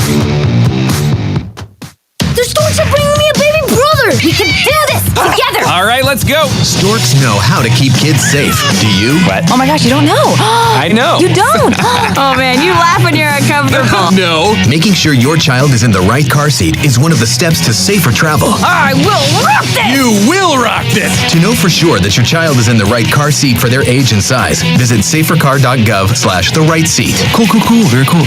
Brought to you by the National Highway Traffic Safety Administration and the Ad Council. It's important to plan ahead for emergencies, like the storm. When it kicked in, we had a plan. Separated. We were able to get in touch with each other in no time. Idea how to find each other. The whole experience was the fine. most frightening 10 hours of my life. If there's one piece of advice I'd offer other moms out there, it's to stay calm and keep to the plan. Message. Some parents plan ahead, some don't. Make sure you know where to find your family in an emergency. Start your plan at ready.gov. Brought to you by FEMA and the Ad Council. WWE superstar Alberto Del Rio, take one. Behold the angry giant. Try it again, Alberto. Behold the angry giant. Perfect. Good luck tonight. Behold the angry giant. Yay! Read me another one, Dad. This is WWE superstar Alberto Del Rio. It only takes a moment to make a moment. Take time to be a dad today. Visit fatherhood.gov. Brought to you by the U.S. Department of Health and Human Services and the Ad Council. Ceremonial starter today, and Jordan Cushmall as the fourth wide receiver out of Potterville, Minnesota. 6'2" wide receiver. He'll only be in for that first play to start. Then he'll be replaced by Christian Harris out of Wheaton, Warrenville South, right here down the road where Red Grange went to school. 6'3", 180. And then your offensive line will be Dante Carey Little. He's one guard out of Berkeley, Minnesota, 6'2", 275. Your other guard is Thomas Rakestraw out of Milton, Wisconsin, 6'6", 305. Your tackles will be Timon Stevens out of Bolingbrook, Illinois, 6'6", 305. And Chris Toth out of Sandburg, Illinois, 6'6", 315. And your center out of Sandburg as well is Malik Skates, and he is 6'4", 320. Those are your starters for the College of DuPage. This is the 2017 Red Grange Bowl, and the action is coming up very shortly. We'll have our kickoff on the way. Pre-game coverage is over. It's time to play football in Glen Ellen. Back in 2 minutes. This is the Red Grange Bowl on Sports Radio America.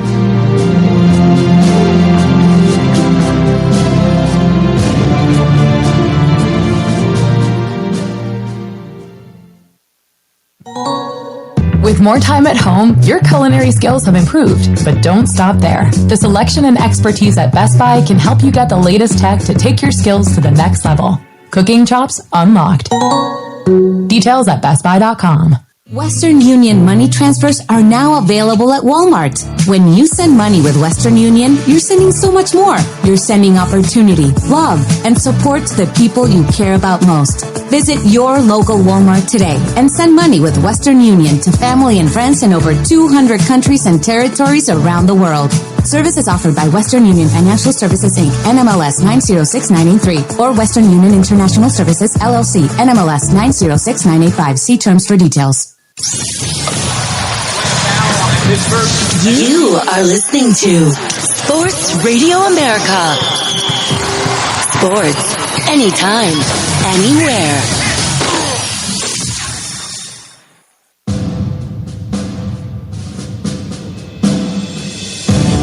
After a long season, it all comes down to this.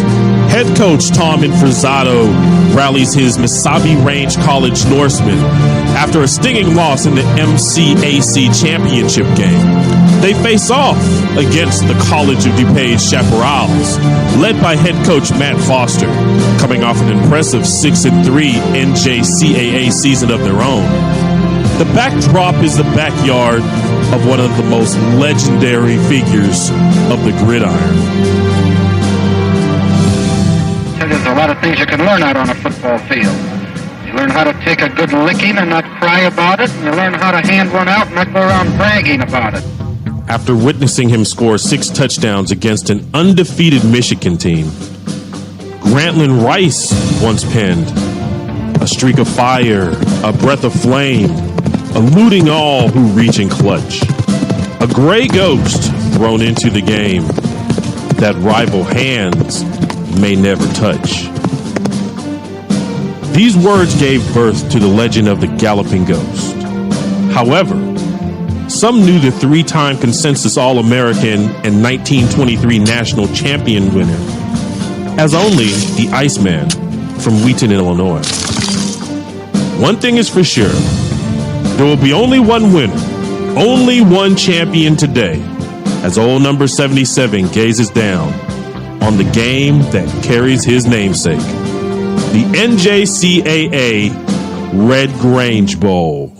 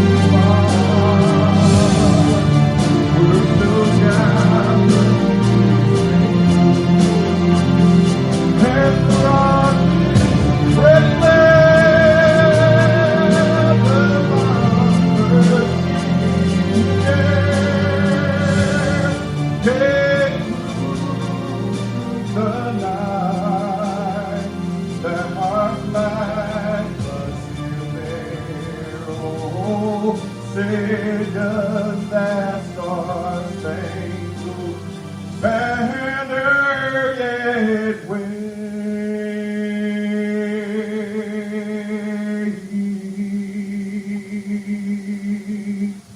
For the land of the free and the home of the brave. The last strands of the anthem here at the College of DuPage as we get set now for the kickoff of the 2017 Red Grange Bowl. Jim Tyree along with Perry Williams. Pregame coverage is done. It's time to kick this thing away as we bring you all the action from here at the College of DuPage, just outside of Naperville, where we stayed. And the Hilton Lyle Naperville was where the Sports Radio America crew stayed for this event, located in Lyle, the most recognized hotel in the community with over 35 years of experience hosting a wide variety of events. The hotel consistently ranks as the top choice for meetings, overnight accommodations, and special events. Dine at the Hilton Lyle Naperville for breakfast, lunch, and dinner in Allgauer's award-winning restaurant. And you don't want to miss the Champagne Sunday Brunch, the largest in the Chicagoland area with the most top brunch awards. Call 630-505-0900 for reservations and Allgauer's special events, meetings, wedding receptions, and so much more. The hotel will exceed your expectations. The Hilton Lyle Naperville. Go to Hilton.com and put in Lyle, Illinois, L-I-S-L-E.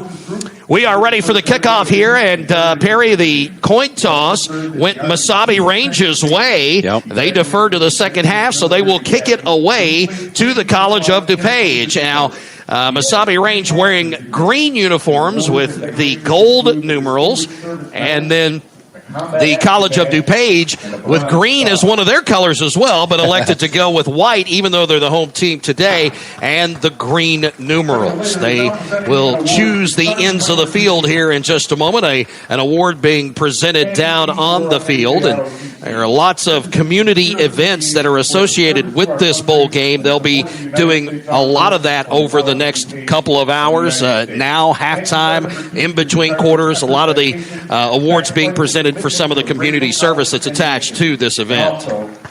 Yeah, I tell you what, I'm looking forward to it. It's got a very pure feel about it, doesn't it, Jim? I mean, the game in general, and I do a lot of stuff, and it's kind of neat to come back here. It's got sort of a back to its roots kind of a feel. I love listening to the coaches talk and the players talk and listening to the families and everybody talking about just the pureness of the game. And I'm a purist anyway, so I'm all about people playing because they love the game of football, and that's why we're all here today. And as you mentioned earlier in the prelude, is for a really super great cause. Your officials today: Jeff Otterby, Scott Vandermoon, Ed Pavanka, Tim Kiefer, Peter Blair, Jim Woljakevich. I know I butchered that one. Sorry, Jim. And Larry Oraco. The guys here in the press box told us they just call him Wojo. So they said we don't want to pronounce it any more than we have to. Wojo, I love it. College of DuPage will send a couple of guys back deep. It's going to be Brian Parker, one of the starting wide receivers, and also Fabius Shipman, the running back out of Delavan, Wisconsin, back deep. The kicker for Mesabi Range, teeing up the football, that's Connor Cusick. Cusick, 5'10", 170, freshman out of Virginia, Minnesota, which is the city where Mesabi Range is located. So he's a hometown guy, and he's going to be putting foot to ball. We are almost ready to get underway from Glen Ellen, the home of the Red Grange Bowl. The College of DuPage, second ever edition, and the kickoff is away right down the middle and taken by Parker at about the 14. He'll start right and then meet up with a lot of green jerseys as he crosses the 30 to the 32.